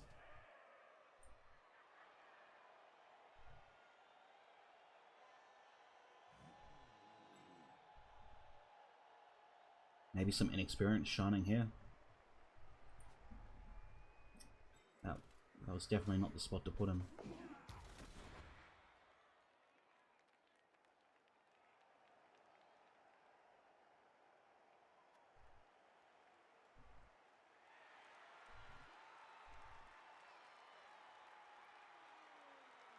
Yeah, Nomato. Noamto. I got that. Got it in the end. Wow. I guess the White could have fixed it. Sort of.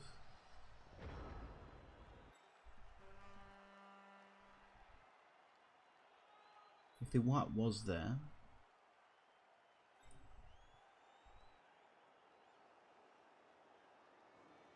yeah, I guess the White could have fixed it.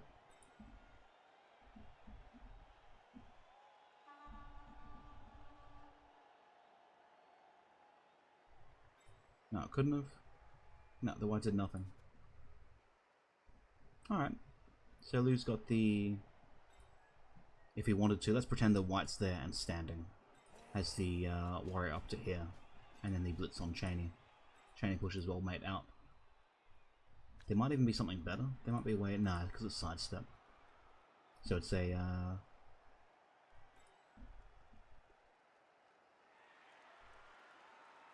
single GFI.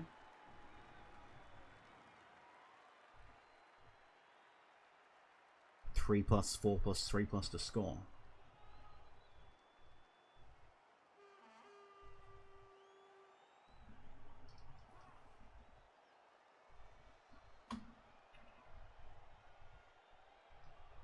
Wonder if it's something better that'll get the sidestep Wolf off the receiver.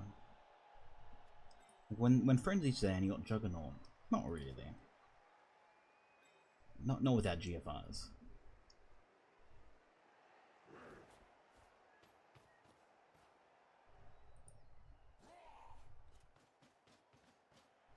Well, now that the Whites has failed, yes, you could. But you just wouldn't. And he pushes.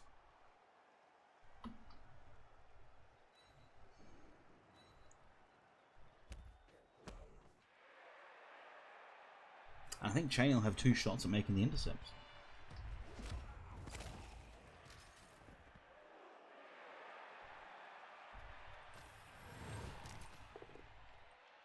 Alright guys, I'm going to turn on the dice for Lou.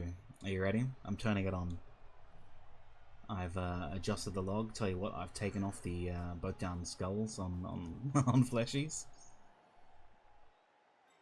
1 square to the left. Does that stop the intercept? Yeah, it doesn't think so.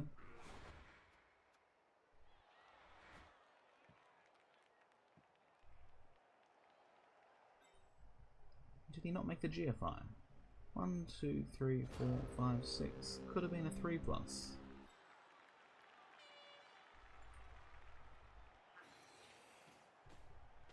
Yeah, Cheney got the 2 shots at the 6+ intercept on a 4. I guess he just didn't want to reroll anything unless like the catch worked and it was the dodge out to score. And so if you're not rerolling anything, you don't make the GFI, so you're not risking your ball carrier taking an armor roll.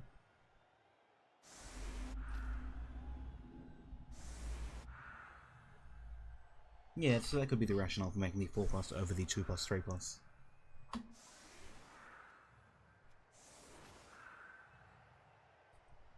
Wow, Necro receiving.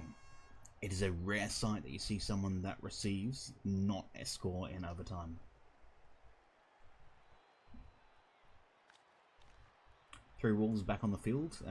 A suitable time for the Lodge Wolf to stand up. Or rephrase, to come back onto the field after a 16 turn nap, or 8 turn nap. Because Woohoo lost his ghoul at the end of the last drive and would otherwise be lacking a ball carrier. Like it would otherwise be 9 move Wolf carrying the ball and then Cheney doing the blitzing. GG Mole, GG.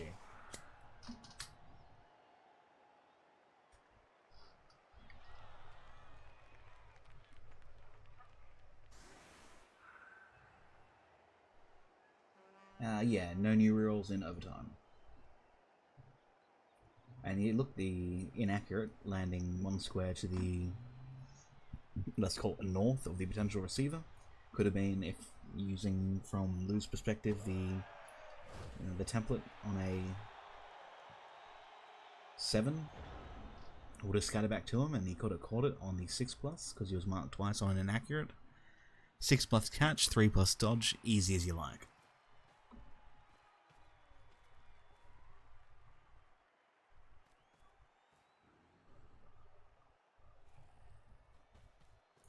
Lou is up a man with Woohoo's foul and 2 Kaz. To lose 1 Kaz that came from that foul.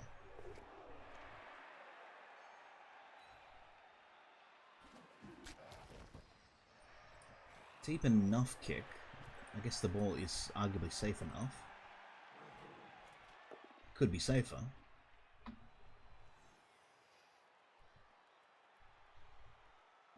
Now here's the thing, if one wolf's picking up the ball, presumably it's just the Blodge wolf that's niggled. Assume he has his blitz planned. Assume it'll be the wide assist.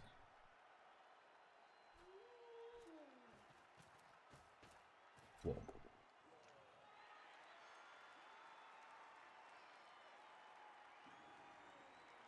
He'd have to push it into the downed beastman to not get banged by the clawman. If he pushed into the downed beastman, he would have no dodges to escape. Down beastman pushes into the Chaos Warrior and the wolf can go back behind the line. By doing this thing, surely that wolf's just getting claw bombed. Unless he makes the extra 3+ dodge.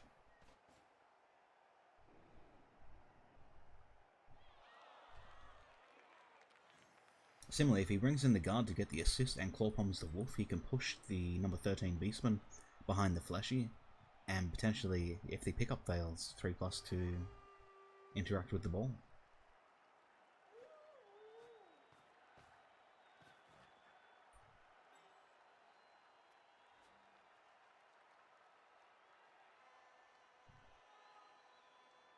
Oh man, rowdy him. Similarly, there's a bit of a hole here in that it's a single 3+, 2+, 2+ to interact with the ball if it fails. Doesn't fail.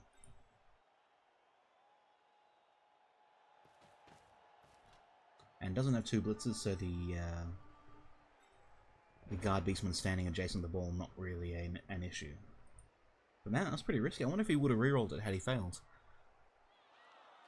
He definitely should have. And he does. This might be a... No, he still does. Just standing to cancel the flesh golem. And it is a 2 dice. However, it's a 2 dice needing a power. But to turn someone over on offense in overtime, and look, it'd be something you'd really want to reroll. Maybe if you risk Dodge Man on the 4+3+, 2D, 3 success. And then Agi4 could think about recovering. It's just, it's so hard to blitz for 33%.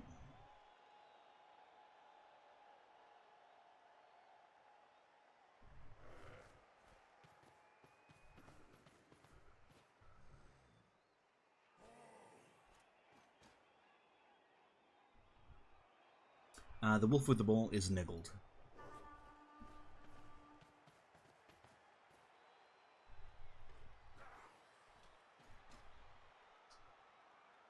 Another thing to consider too is, it's golden goal. I think maybe the 9 move guy could have held the ball. Because if Lou... No, never mind. He's not doing anything too rowdy. He's just playing it safe. Pushes again. Opts to not put the beastman on the ball, which is fair enough, as it's just really being blocked away. Gets a claw block for the zombie. He's a bit late to be really looking for Kaz. Really hard to not take the 2D on the ball.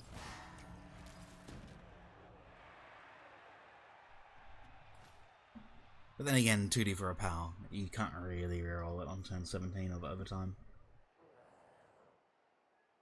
It's actually been neck and neck in RM.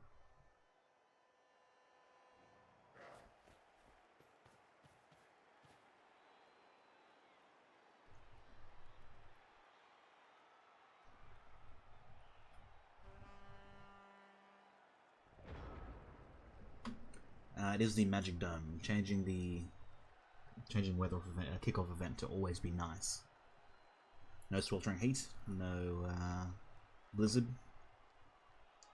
no rain.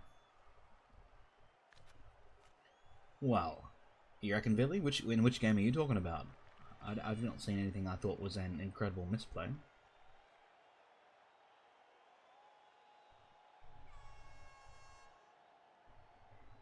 Outside of a learner block and this blitz on the ball.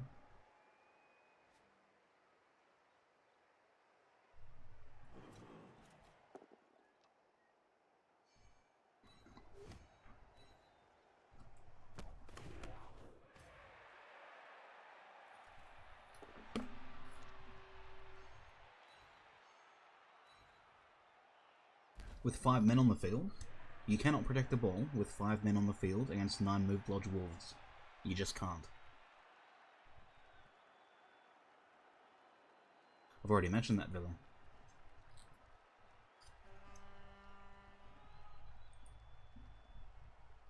That's alright, you can have your opinion though, buddy.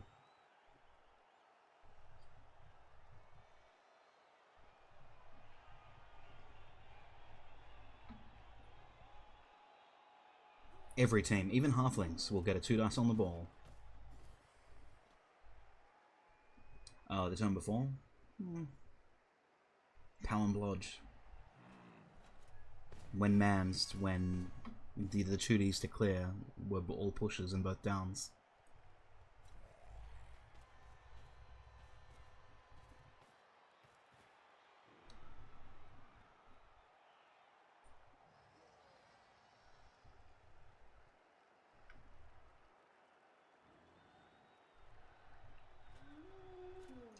Necro down 2 for the drive. Lou full 11.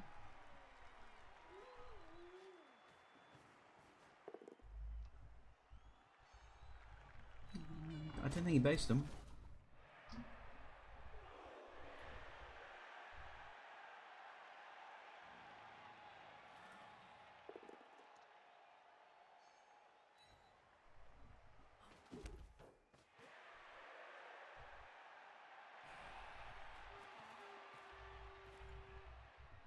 We'll tell you what, we can go back and have a look after the match, just to be sure. I'm pretty sure that he was based and came to clear and got pushes and both downs on block fleshies, and then attempted to fix it with blodge, so the blodge had to be a POW to take out the corner. Who knows? It is golden goal. It is golden goal. I've only ever heard of one coach not knowing it was golden goal in overtime. But he is down 2. Down 2 men. And so maybe not wanting to risk the potato. Had a good amount of men tied up in the previous turns. When receiving on the LOS, you can usually make some space.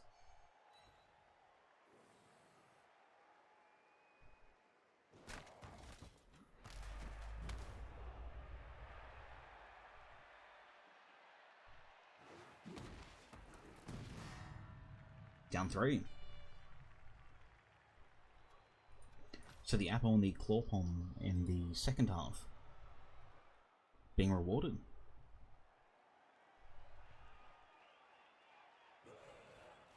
I think Lou's chief concern will be making sure that his wrestle tackle dodge is always in a sweeping position. And as we can see, it is in a sweeping position. Oh baby. This was nice. Oh, I'd like to go and look at this again. Jugger Man's doing amazing things. Down 4 for the drive.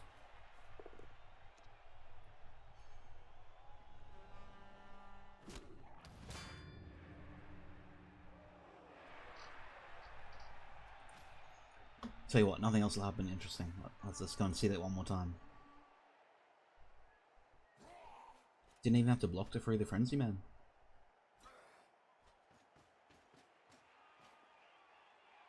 Already had the assists.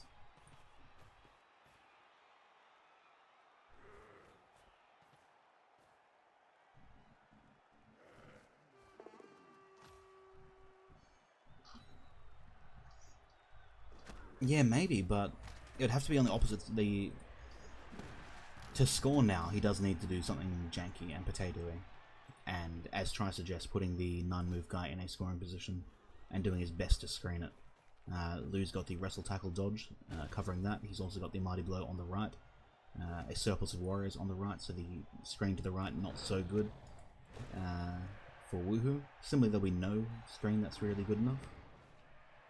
And while there is a bit of commitment from Lou on the left, he does have the right covered, and it will be near impossible to mark number 6 Beastman, who will punish whichever wolf comes down.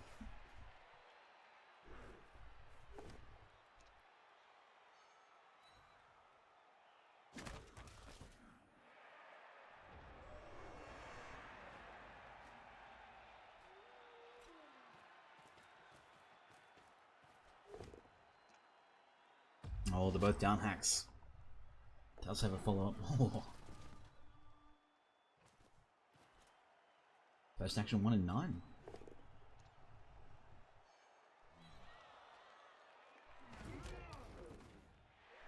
Look, he was down 2 at the time the wolf was pulled back, so maybe just didn't feel safe. He was just looking to maneuver a better position, but yeah, no, there's just nothing on. He's just lost too many men. Down 4. You're not stopping. Well, you're not scoring on someone who knows what they're doing when you're down 4 men. It just doesn't happen. Unless you're potato and he only rolls pushes. The amount of times I've either won or lost games on blocks on the ball carrier being push skull, innumerable. That's definitely a word. Could happen. It'd be gross. It'd be sad to see. But he won't really have a better option than that. At any point.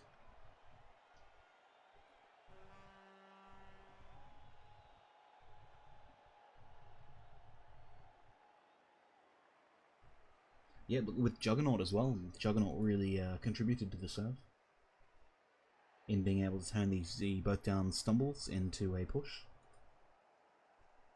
He's been harping up Frenzy Man for about 4 seasons now, And I think this is the first time Frenzy Man really did a thing.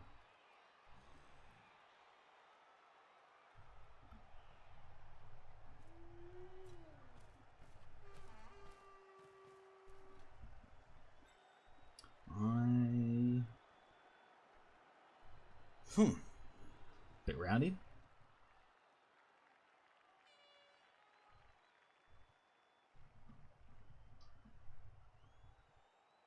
He's giving a 3+2 die to POW. Thing is, I don't reckon Lil take it.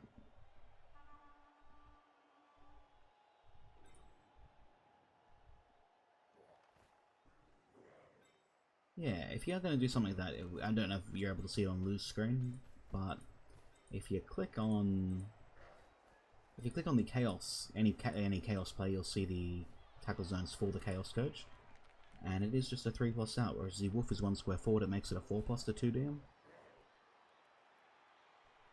Yeah, look at 2 rerolls. Yeah, now look, it's a 3+ with a reroll to then get a 33% play.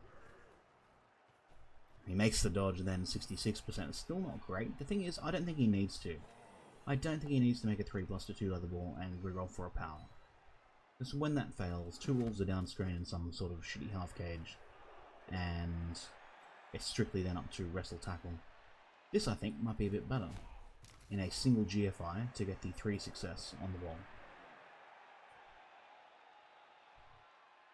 He's got his failure state prepared in the 3-man backfield, the Frenzy, the ball carrier, and an unskilled beastman to recover in case this is a double 1 on the GFI. How's him anyway?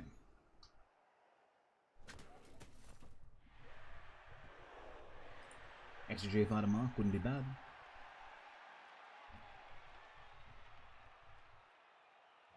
Hang on, doesn't need to make the GFI. Probably should anyway. If he makes the GFI, has to use the reroll. If he fails, at the moment he's tackling a nibbled blodger, and the Necro doesn't really have an assist. Excuse me, and won't even be able to make an assist. I mean, aside of a White doing a bunch of ropey shit in multiple GFIs and dodges, he'd be better off just making the dodge with the ball carrier and just team rerolling it. Cows on the Fleshies, the nail in the coffin. I think that's about the first successful block on a Flesh Golem in about 16 turns. Final action, probably not reroll GFI to tag the Wolf, give it a 1 and 9 as well. Or make any handoff play for a potato a bit more difficult. Oh, here's the other thing too. It is a sidestep wolf, so the sidestep wolf moving 9 squares, if it wasn't tagged, if Woohooboy makes the 3+ dodge, 3+ pickup, uses the reroll, handoff to the now marked wolf. Marked wolf catches it on a 4+ now instead of a 3+. Now when 9 move wolf runs down to the end zone on the double GFI, has the capacity to sidestep into the end zone.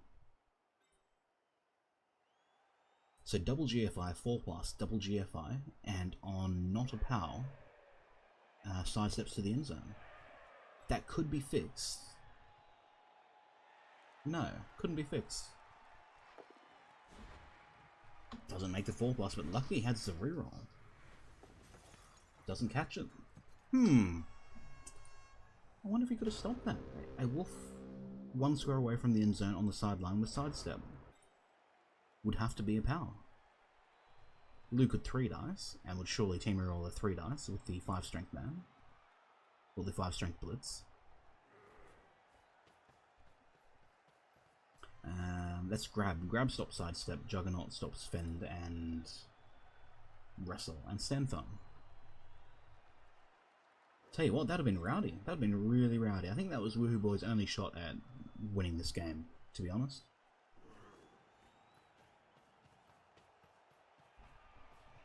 It was to make those dodges through tackle, make the pickup, and the double GFI into handoff into double GFI. That was his one play, I think, to win this game. So good on him for realising that, being down 5 men for the drive.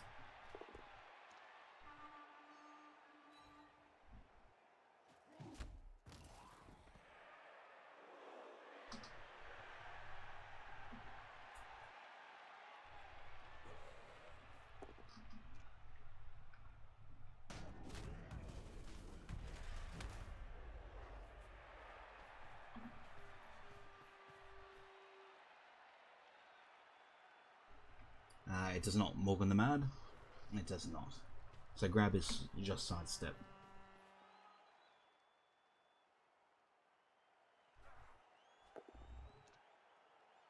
Now look, even if he doesn't, the shorthands man picks it up on the 3+ with a reroll. It is then a dodge GFI if he wants to be off the wolf. Oh, not even. Doesn't get off him.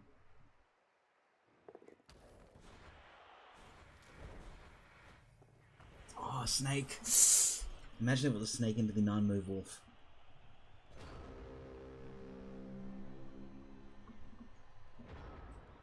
Second snake of the game, one for each coach.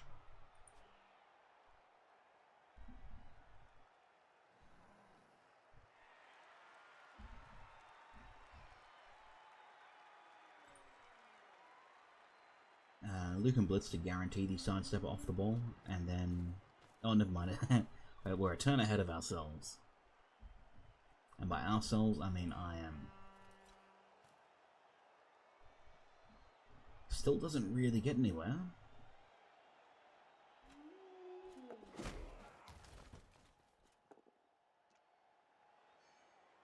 Maybe that's not a bad idea. Stall for the penalty kicks. Thing is, I don't think he can even stall for 4 turns.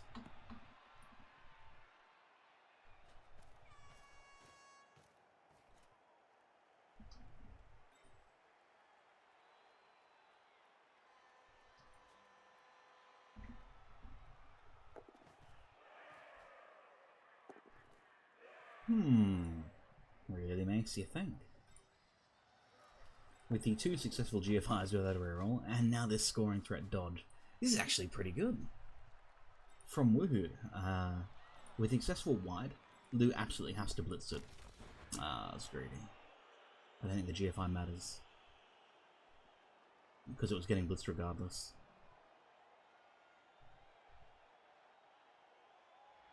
But you know, the dodge would have otherwise been good.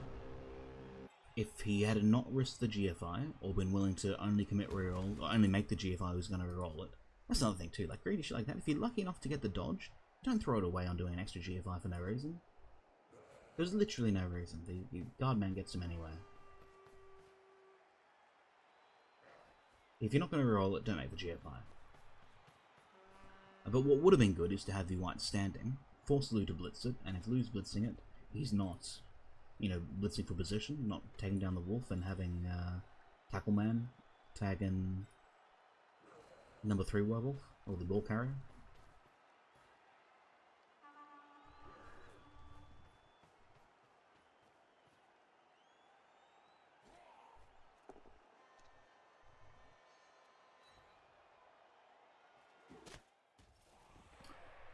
And Taurus New makes a great point in that had he made that single GFI, would have been in scoring range. But if that's your rationale, I want this guy in scoring range on a if he is pushback. Surely it's worth the reroll if that's what your play is. I think the threat alone would have been enough.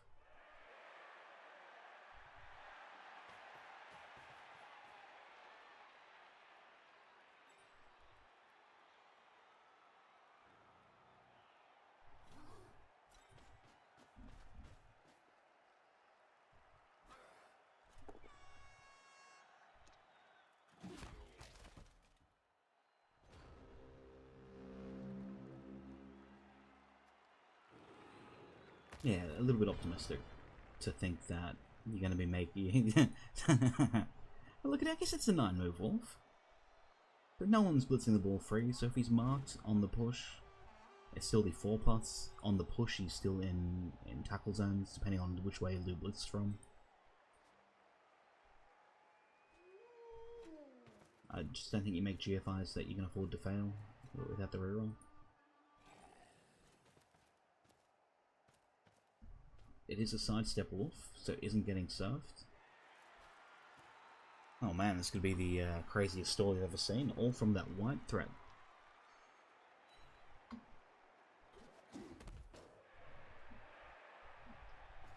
White threat intensifies. Unfortunately now getting surfed. So...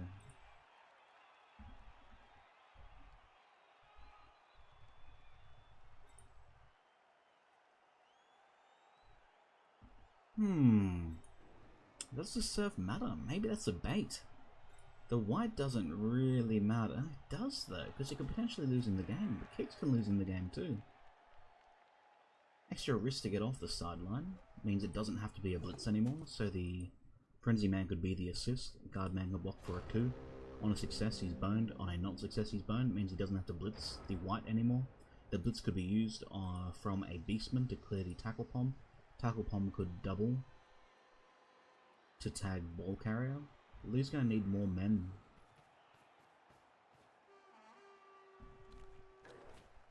On the number 3 Werewolf, the Ball Carrying Werewolf. He also needs his Ball Carrier a lot closer. If you consider these squares that the ball can fall out on, it's these, or it's the 4 adjacent on the sideline, which means the midfield is a pretty good spot to stand. No further than the square adjacent to the Mighty Blow Warrior that's on the ground, if you're looking at the 5 and 6 on the scatter dice. That would let him pick it up and run it in on 2 if the ball does scatter out.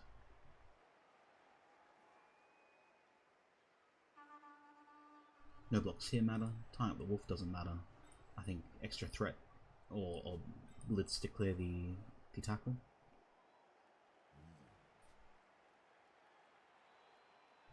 I think so too, Mol. I think so too. So yeah, blitz a free Tackle Pom. Sure Hands Man midfield, and I guess then Mighty Blow Man looks to just move roughly where, or to do the same thing as number 5 Beastman's doing in stopping the Necro passing play on pushes. Still, arguably a 4+5+ to win.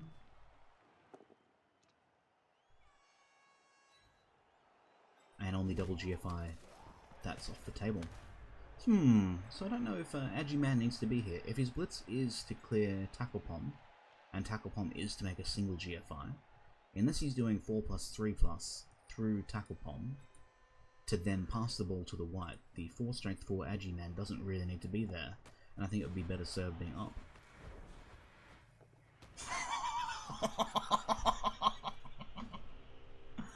Oh man, the snake Woohoo got in the first half didn't really matter.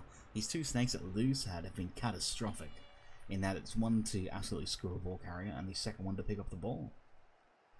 And that's his last real gone in what looks to be the almost inevitable penalty shootout. Lou still has 2 turns. Can't blitz the white now. Doesn't risk the GFIs.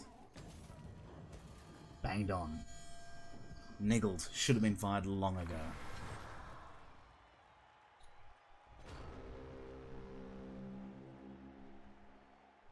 I think it is. It looks like penalty kicks. It's alright. Don't worry, guys. I will turn only dice for Lou. He's not going to lose to penalty kicks. I'll make sure it happens. I'll make sure it doesn't happen. I know Nithios.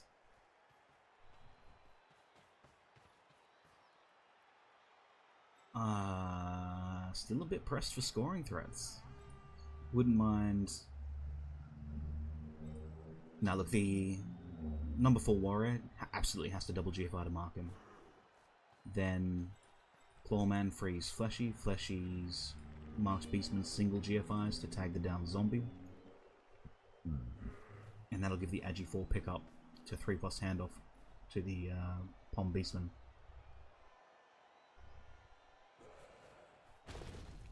It's a sidestep wolf so he can scatter. Well, he doesn't guarantee it's out. He can't choose to not use sidestep, so he can't be served.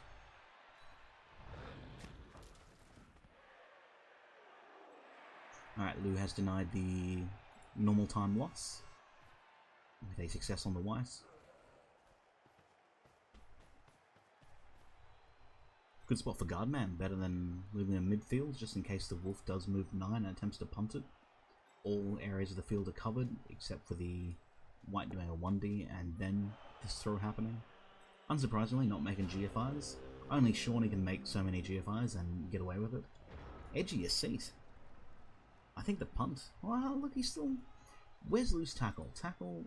Tell you what, tackle covers the wolf wherever it goes. I'm in agreement that the punt is the one then. 2 on no dice. pick up the ball, throw it, and then do a handoff, or pick up, handoff to the edgy man, and then throw it. A bit optimistic. Anywhere he goes, gets tackle blitzed. So I think the punt's pretty fine. Needs to not fumble it though. Because Agi falls in a really good spot to pick up a fumble, and then 3+ it for a 3+ win.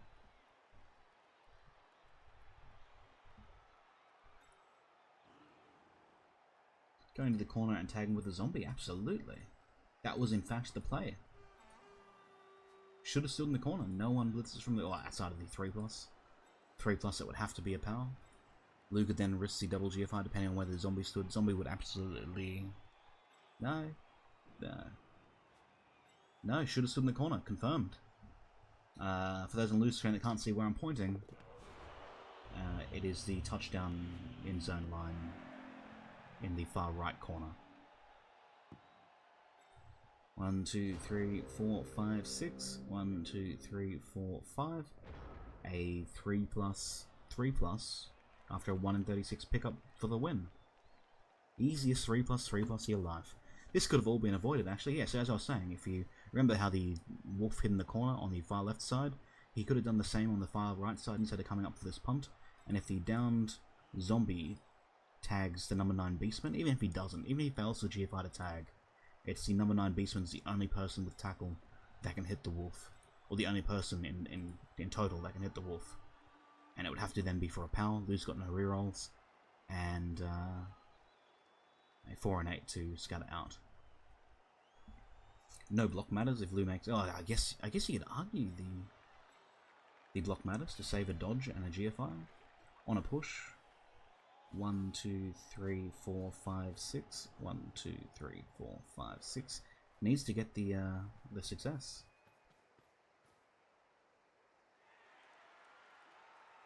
One, 2, 3, 4, 5, 6. 1, 2, 3, 4, 5, 6. On a both down, it's fine. He should take the both down here. Well done. 3+, for the win. Gonna tell him these hacks.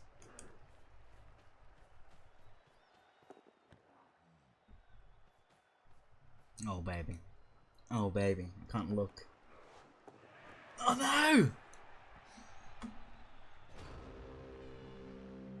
Overtime. Down a reroll.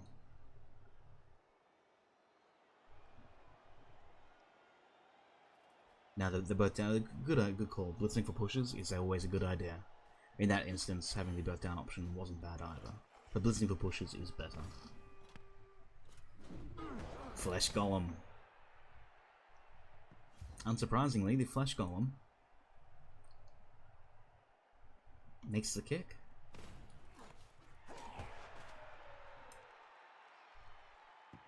Chaos Warrior. 1 apiece. Oh no.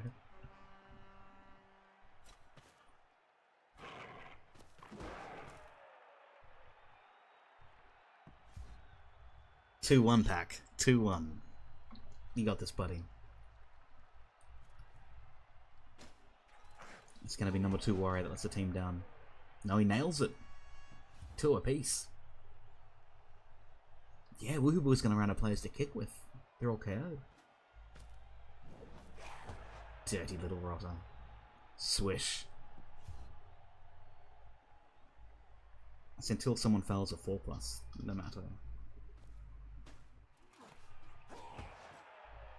Well, or as Grendel says, I've never seen the dice log for it, so I mean, I don't know what they're really doing.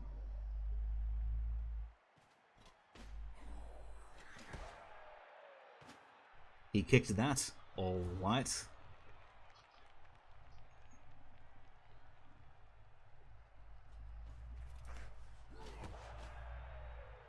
Wow, these teams evenly matched in the agile kicking game.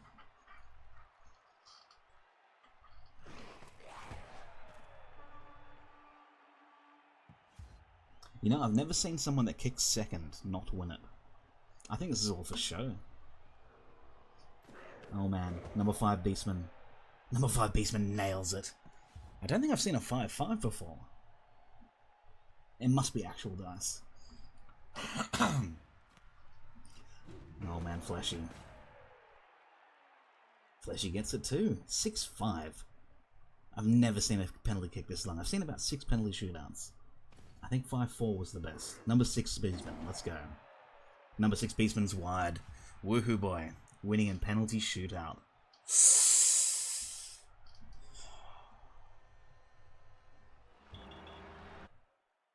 Wow. Lost for words. I think it's also supposed to be a... no, there wasn't. Oh, man.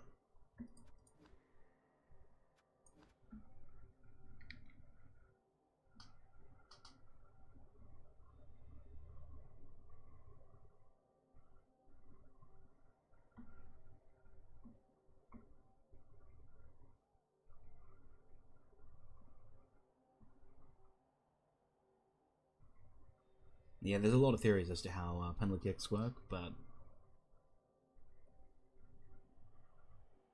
without a dice log, I'm not convinced. Wow, what a game, man. Wow. I'm a bit sad, to be honest. Man, the 1 in 36 is just the wrong time, weren't they? Yeah, all to interact with the ball. 1 in 36 to pick up the ball and probably win. And then 1 in 36 to mark it. But I mean, Woohoo played very solidly for someone not that new to, not that experienced at a game. Yeah, definitely. I mean, there are a couple of things, like, instead of doing the throw with the wolf, he could have just been in a square that could have only been blitzed by an unskilled beastman that could have been tagged. And, you know, that early chainy blitz. We pointed out a couple of things. Billy was a bit harsh on you, actually. Reckoned the chainy 2 on the ball was your fault. I don't reckon it was. I reckon it's because you rolled the... Were you aware how many birth down skulls you rolled? Or pushes on flesh holes? Was that something you were aware of? Down. To be fair, though, Woohoo had a lot of 1 in 9 blitzes as well. Like, yeah, absolutely. You both didn't block for shit. Nah. Yeah. I wouldn't mind seeing the one with skulls just out of curiosity. It doesn't show anything, but just, you know, for curiosity. He did well playing keep away in this last half as well, though. Yeah, but I mean, you grinded him down though. Like, there was early on a dodge or 2 to get a 2 on the ball with a with your agi, with your ball carrier man, and you didn't take it, which I thought was actually fine because you didn't need to take it. Well, the thing is, I can't commit a reroll to it in overtime format, and yeah, you know, he played a really good defense. I think, you know, I got outplayed in the second.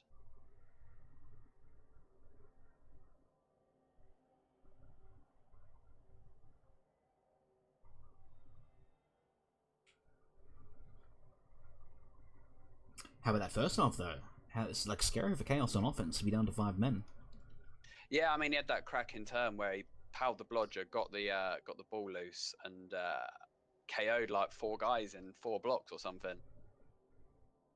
Oh man, it was crazy.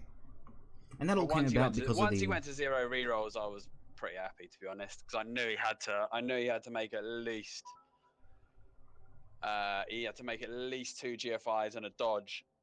Luckily for me, he double skulled the block. I mean, I could have been in trouble in the first half. The first half I was pretty happy with. Obviously, he used his wizard and I didn't take any damage really, and I scored turn 8 and he failed the 1 turner, so I couldn't have been upset with that. But yeah, I mean, I think I played pretty solid, but just it was, you know, we both got he got quite a few double skulls in the first half and a double 1 dodge, but mine came at just a killer time. I think it was pretty even dice-wise. Yeah, I think so. But now, did his wolf not regen, by the way? I wouldn't even know. Didn't regen. So gone. He lost his wolf as well. Deserve it when you keep a niggled wolf. Do you know, for the 1 turn, Blodge on the line, were you just confident that being a newer coach wasn't going to do it, or did you just forget that there was Blodge on the line? I don't know. I actually, because he had no rerolls, I almost wanted him to attempt the 1 turn rather than beat up my guys. Fair enough. Next level. Because he's got to make a 5+4+3+ with the wolf. All right, he's got dodge, but do you know what I mean? Then when he got the touchback, I was like, oh fuck, because now he's actually got much more of a chance. We're having to pick up with Cheney, and then hand off to his wolf. You know, I didn't mind that at the expense of not getting beaten up. But then I got the touchback, and it all went bad. 2 perfect defenses as well. Oh, yeah, the perfect defense in the second drive. Shut down my 2-turner. I mean, I came again at the end of the day. I came a 3+ from winning that. Yeah, absolutely. And you, most importantly, covered all parts of the field. So if the pass worked, you had it covered. If the pass didn't work, you had it covered. And it was always going to be a 3+3+. I split my guys. I split my guys quite well. I mean, bit like obviously annoyed, but what can you do? I mean, whoever's plays him next has got only 1 flesh golem and 1 werewolf to deal with. Colian in next round. Happy days for Colian then. Yeah, absolutely. Claw not exciting on 87 and 2 Mighty Blows, not too scary either. Well, on Mighty Blows is scary for Norse, but yeah, no, I'm sure he's really excited not to be playing here. Cheney serve was pretty good. I liked it. Frenzy Man, you've been talking it up for 2 seasons, Frenzy Jugger, and it did a thing. Well, the thing is, when you're playing in the playoffs, like, people aren't going to, like, people are aware of it, so they don't give you the surf. Just because you don't see him surfing people doesn't mean he's not doing his job. Yeah, for sure. He's we saw completely early on preventing people from playing that sideline. He couldn't screen off his fleshies like he wanted to, because a Juggernaut just moves them. I saw on the LOS, I think turn 1, as he was doing his defensive setup, you saw him wanting to put that stand firm fleshy on the sideline. And he ended up just moving it 1 square in. But I think if it wasn't for Frenzy Jugger, he would have.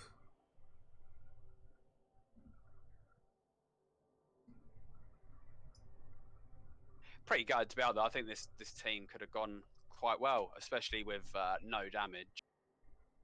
Oh, no, absolutely. I had an MNG, but that's the way of it, isn't it? Yeah, I think it came down to a few crucial points, really, didn't it? Snaking the GFIs, and yeah, I could have won the toss in overtime, would have helped us a lot, but you can't play for that. Yeah, nah. You know my friend Sage, who agrees with me?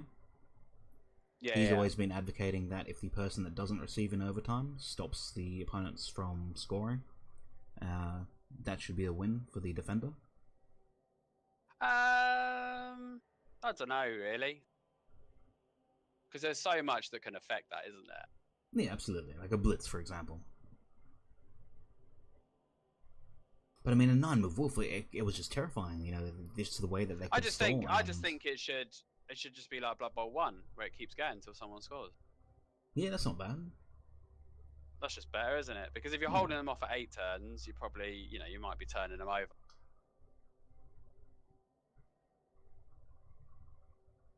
Yeah, just imagine something like a team with a bunch of skinks or something that just rotate around the field, ignore tackle zones, and they just make it.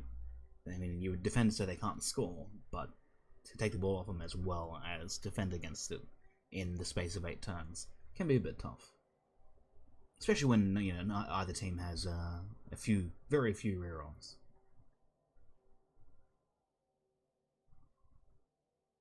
That's the thing. The second half is you've got to be so careful with those rerolls.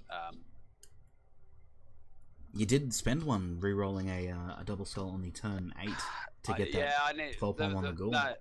You mean turn 16 or 16, turn 15? Yeah. That was Well, that was it. Wasn't just for the goal; it was to get the second scoring threat upfield. Yeah. Because then if I got to the stage where I was a 3+ from winning, I would use my last re-roll as well to win in regulation time. Yeah, like the chain was nice. It was nice of him to give it to you to get the. No, I actually messed that up as well. I went for the chain on Cheney. Yeah. I could have done a single GFI to double chain my guy off the ball with the Frenzy Man, but I'd already moved the first player when I spotted it. Fair enough. I mean, that sort of situation is pretty tough. Like, do you then on turn 16 want to spend your absolute last reroll? Only if it's on the critical thing. You don't re-roll the pass, I don't think. Yeah, fair enough.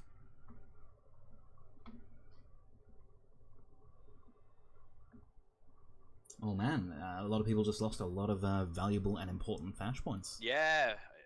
And Sorry, guys. you've ruined the picks as well. I was flawless up until now. Bit of an upset, to be honest. Oh man. Bit I surprised, don't. really. The only major mistake I think was when I let him sack the ball by powering that blodger. It was just it was a bit of a misplay, really. Was it because you didn't roll better than pushes on the blocks to clear them? Yeah, and well, you I had to try and fix it with only 5 men on the field? I planned on rotating another guy round, but I didn't. Yeah. The 4 dice on the fleshy didn't knock him down. I mean, that's the thing. When you're down to 5 men each, you're rarely going to have... I don't think I was down 5 at that point, but you were down regardless, both coaches. Wait a minute, maybe that was the turn. I can't remember. Maybe I'm ahead of myself. But regardless, as a general concept, when you're down 5 men, and even if both coaches are, and it's hard to keep the ball safe, there will always be a 3+ to 2 dice the ball. I think I might be ahead of myself. I think that was the turn. Yeah, but he had to do it with. He would have had to dodge with Cheney though. He also made the loner check on Cheney, which would have, if he failed that cost him that drive anyway. So didn't even need to make that block, I don't think. I didn't know what it was clearing really. I was very excited to see a loner that I didn't think needed to be done, and then the next turn when he blitzed, I thought that was a fair enough blitz because there was no other option. But it's like any big guy first action or any loner first action, I always like to see punish. Yeah, I mean even with he's got reps, so he's a little bit safer than a big guy most of the time. But yeah, with the no wild animal bunhead shenanigans.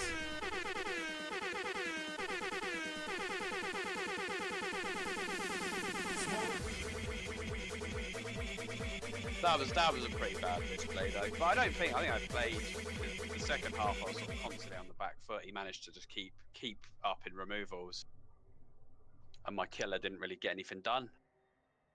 Yeah, look, how about that 15-second appo? There are times where I think I would love to have more than 15 seconds to decide if I want to reroll something or use an appo. It ended up being worth it, definitely. But I could see the rationale between not doing it. Yeah, I know, but again, the way you think in the playoffs is there's no point conserving the team if the team doesn't make it through. And my best chance to make it through was the killer, and then he was the one that ended up cazzing the ghoul. He did a lot of work in the final drive. Yeah, he really did. Ended up being the right call. I think my rationale was that he was already up 4 men or something crazy, and for that drive at that point. And that if you didn't appo him, you had the 2 shots with the cyanide overtime to get the KO back. And you could preserve then your 4-strength beastman or like a wrestle tackle for a serious injury. Something that actually needed to be appoed. I mean, there's always a trade-off with those sort of situations. And it would be really nice to have more than 15 seconds to think about it. Yeah, well, it's the argument for like 1 time per turn for everything. 4 minutes for everything, rather than 3 minutes plus 15 seconds for each decision. Yeah. Back to the old time bank. Legendary edition, you ready? Yeah, time bank confirmed? That's fine. I don't know. I'd like it to be an option. Yeah, absolutely. Just give. I don't see the need for like a block to have a bonus 45 seconds. No, definitely the dice, then the square, then the follow-up. Did you hear there was someone that complained about a 3-hour game ended up being 1 hour 59 minutes or something? In the champ ladder, someone got posted on the forums. It was actually 1 hour 59, which is pretty intense for a Blood Bowl game. And by intense, I mean a snowfest. Imagine you get 2 of those. You do 2 games per stream. Man, it's long, isn't it? That is one of the barriers to entry, though. Currently, with Blood Bowl, is the time to play a match. It doesn't fit into the hour time slot that makes it nice and casual. Sometimes it does if 2 fast people play each other. I even know what the penalty kick rolls were, by the way. I think I rolled a 5. He rolled a 5 plus his re-roll. We both rolled pretty well.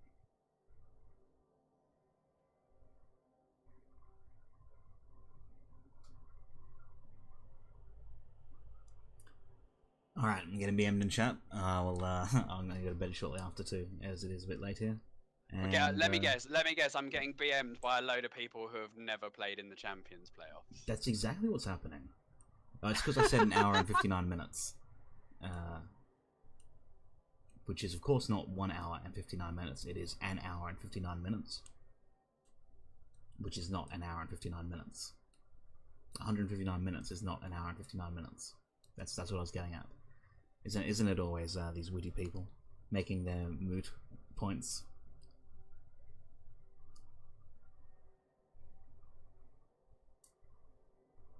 But yeah, no, gonna go to bed.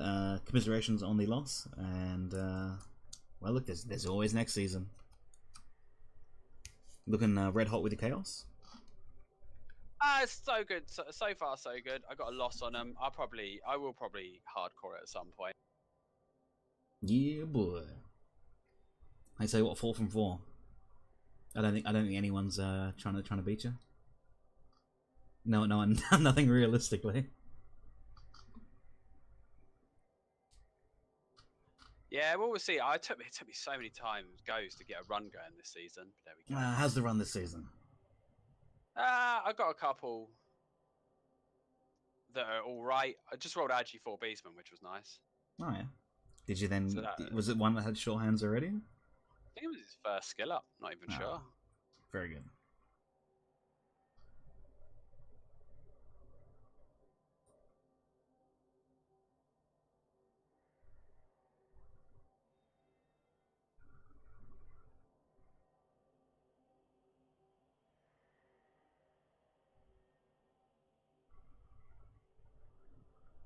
Yeah, no, I already had a separate guy ready for carrying.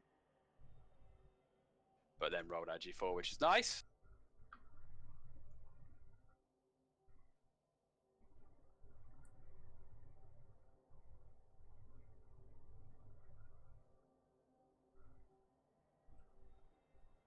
Oh man, you gotta get rid of extra arms, man. But yeah, no, look, I'll tell you what, I'll leave you to it. Gonna drink some water, go to bed.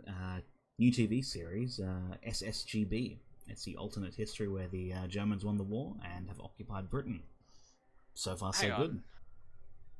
I thought we have that, and it's called The Man in High Castle. It's a different series, same sort of premise. Okay, isn't that the exact same premise? Except that's the US and this is Britain, and the US one was a drama, and this one's more mystery, I guess. Slightly different genre. It's hard to put a finger on it, but it's still super cool. I might have to check it out. Me and the missus are into season 3 of Gotham. It's a bit silly, but it's easy watching. Is that the one with Mr. Barton's boyfriend? Who? Mr. Barton from the OC. I wouldn't know. I know who she is. Wow. I wouldn't know who her boyfriend is. I know of her existence, put it that way. Oh man, did you not look at the OC in Britain? It was the greatest show in Australia. We got about 10 years after it came out. It was on free to air. It was the greatest thing ever, you know, Ryan and the little Jewish boy. And they're all chasing after the girl, and they got into trouble, and then the lawyer dad saved them. It was great.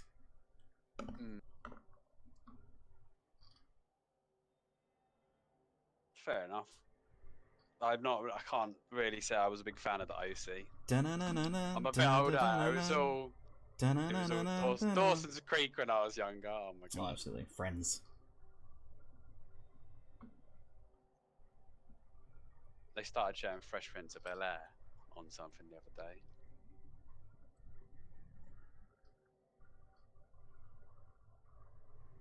Yeah, Triff, I was really reluctant to put all my eggs in one basket on that re-roll turn 16, but my rationale was most of his team was tied down and I could get 2 score threats.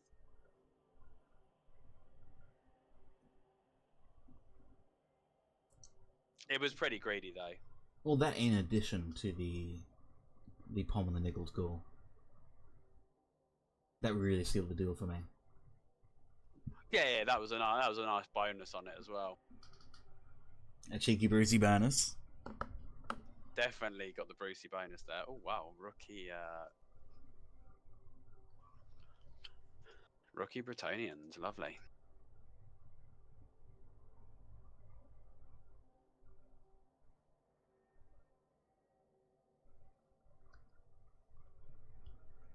Right, best of luck. I'm off to bed. I'm gonna quickly BM some people. Track you the infamous Fash host, and Cheers, bro. good luck with your games and the stream.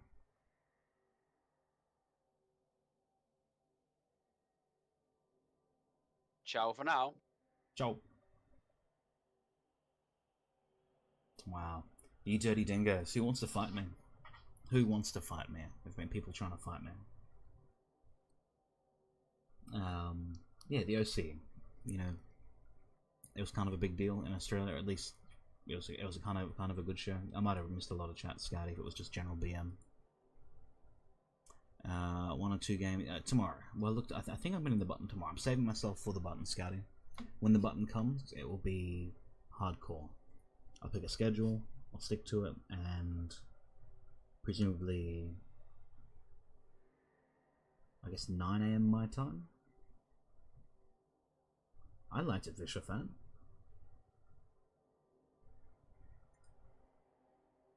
Because you didn't know if he was going to get the girl, but then he got the girl. Shawnee. Oh man. Shawnee, did you like my extra BM when I called out something being a mute point?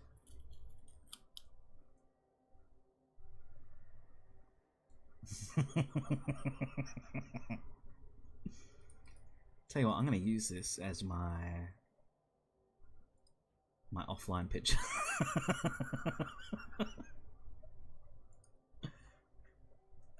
For the stream. That's so good.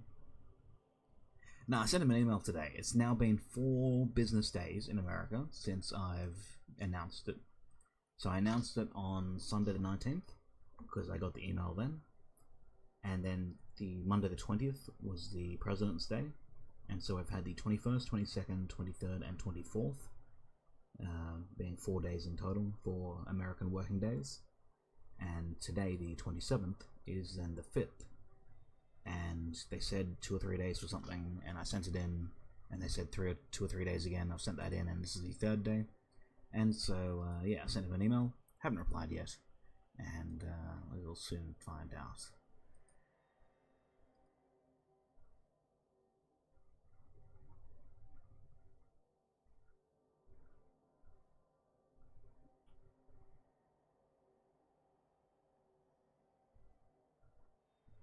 What, try? Did you like how you didn't get banned for expressing your opinion? No, the most important thing is the Fash banged on emotes. They're gonna be amazing. Banged on, dirty dingo, get out of town, stay fantastic, all the things that I've invented.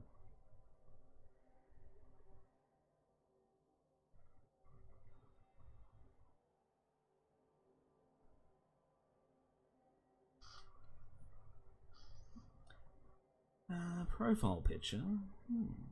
Channel and videos. Video player banner. Ah, I could have Denarian doesn't know as my video player banner. Image should be 16:9 to fill the entire video player. Okay.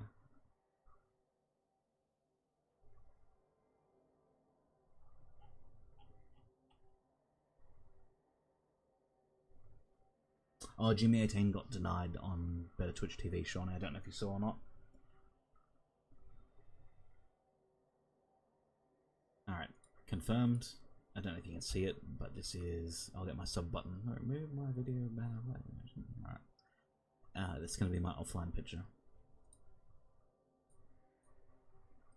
What do you reckon? Nah, fuck it. It's too much effort.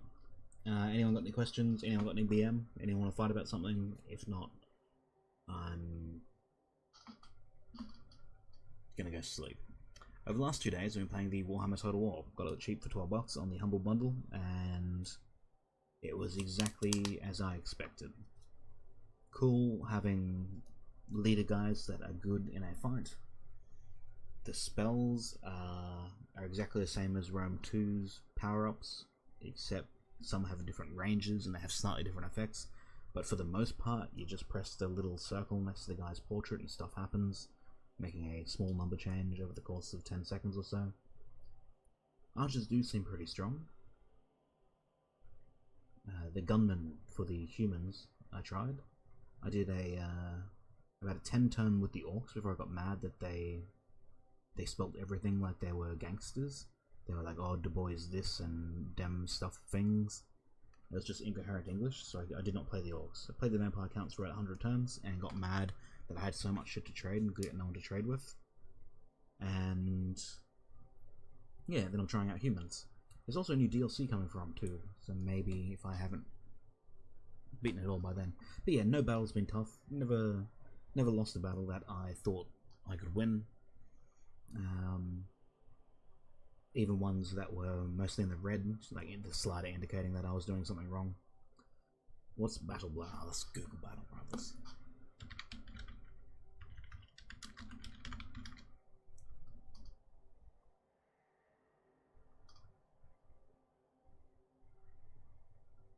Oh yeah, I saw Lolash playing this.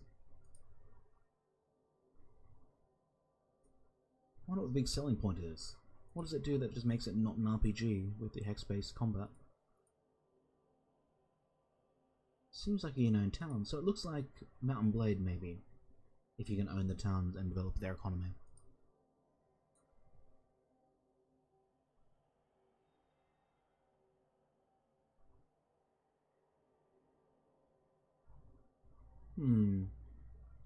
Not much on the Steam store as to what it actually does. Yeah, and the snakes as well. It was really rough for a game that was otherwise in the bag. I mean, the 3-4-3 to score in the first half, a little bit, you know, had no reroll. You're happy if it works, but you're not sad when it fails.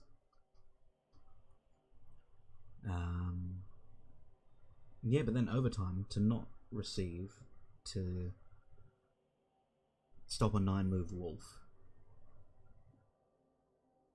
to maneuver for the block on the ball, to get the block on the ball, and to snake the pickup and then snake every action that mattered from there,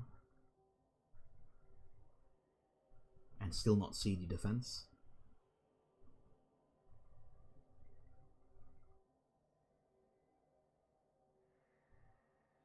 Yeah, look, the DLC's a bit rough. Let me tell you, the thing is, yeah, if I'd never played a Total War game before, I think I would have liked Total War Warhammer.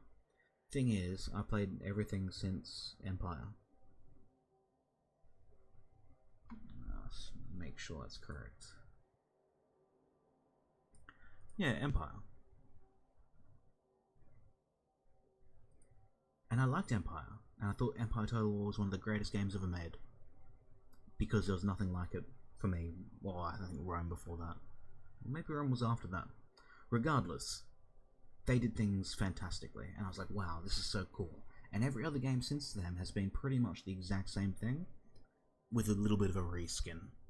And you know, every 5 years or so they introduce a new mechanic on their 5th version of that same IP. And yeah, so I mean, like the Beastmen, the Hordes from Attila, the religion, it's the same as corruption, like the vampire corruption. If you've never played a Total War game before, Warhammer is fun.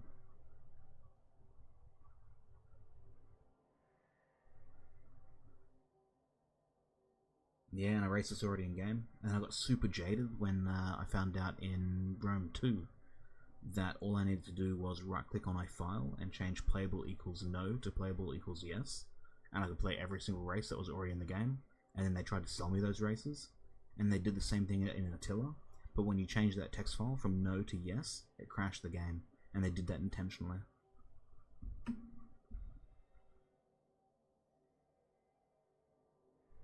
Oh look, I'm pretty sure Rome 2 is still a mess. I didn't mind Caesar and Gaul. There's something about it where there was no diplomacy, you just killed everyone. And Yeah, nah.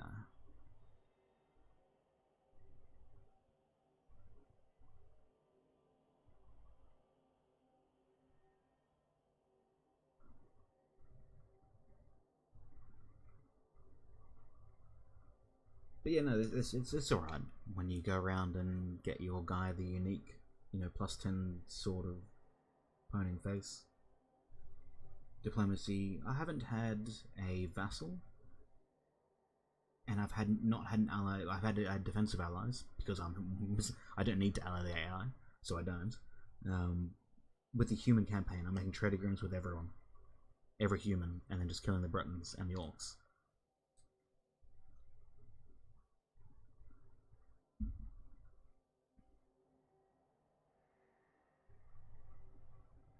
Yeah, but when you think about it, every new Total War, they've done one new thing to rationalize their $50 purchase, and that one new thing just hasn't been exciting enough.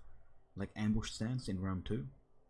I don't remember it being in any of the others, and having that cool special ambush map mode.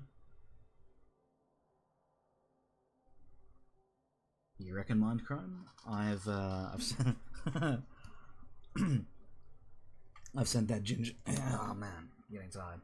I sent that ginger guy from Creative Assembly a message. I was like, "Oi, dickhead, you gonna give me a key for Brett's and Wood Elves? Wood Elves and Brett's, isn't it?"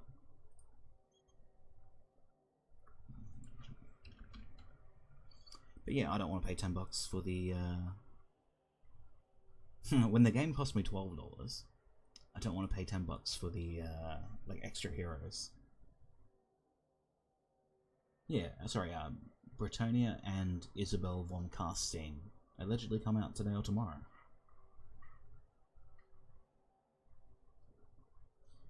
And mind you, the Isabella von Carstein perk, here I have the text,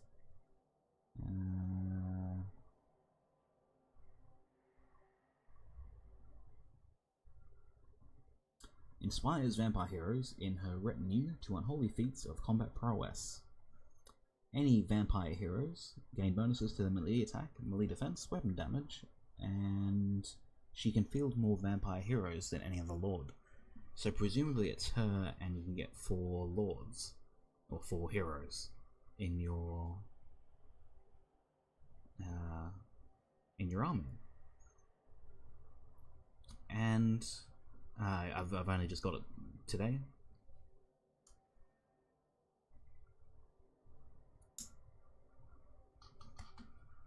I can Namato.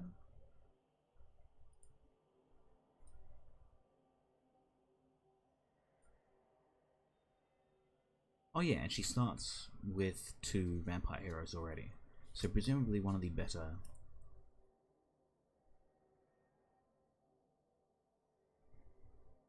heroes. But that's the thing, if they just keep on releasing new heroes and making you pay $10 and they're just more OP, is it really that good? Her quest chain is get a chalice that increases weapon damage and regen of nearby allies. So can you imagine a chick that buffs up your already buffed up vampire heroes? And having 4 vampire heroes running around beating everyone up, it seems pretty good. I agree, Try. They sent me a key for Call of the Beastman, and I didn't even own the game, and that was before the Humble Bundle came out, so I just gave it to Lou. And even then, horde mechanics are just so boring. Like, you play these games to conquer the world and build up a realm and defend that realm. Being hordes and just going around looting shit just seems pretty dumb. It's like, cool, I raised everything.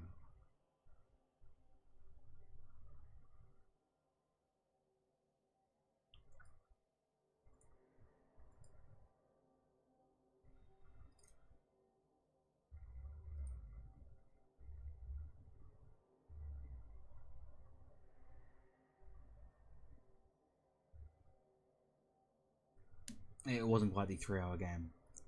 It was 159 minutes. Piece of shit, Try being on me. That's the link.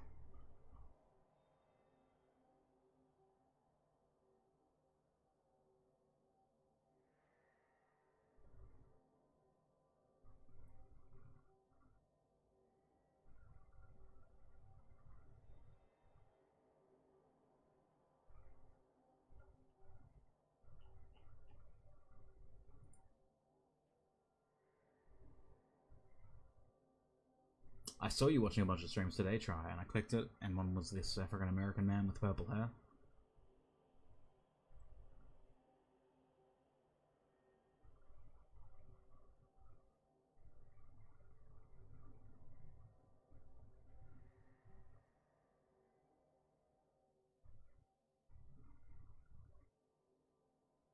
It's actually 2 hours and 39 minutes, Sean.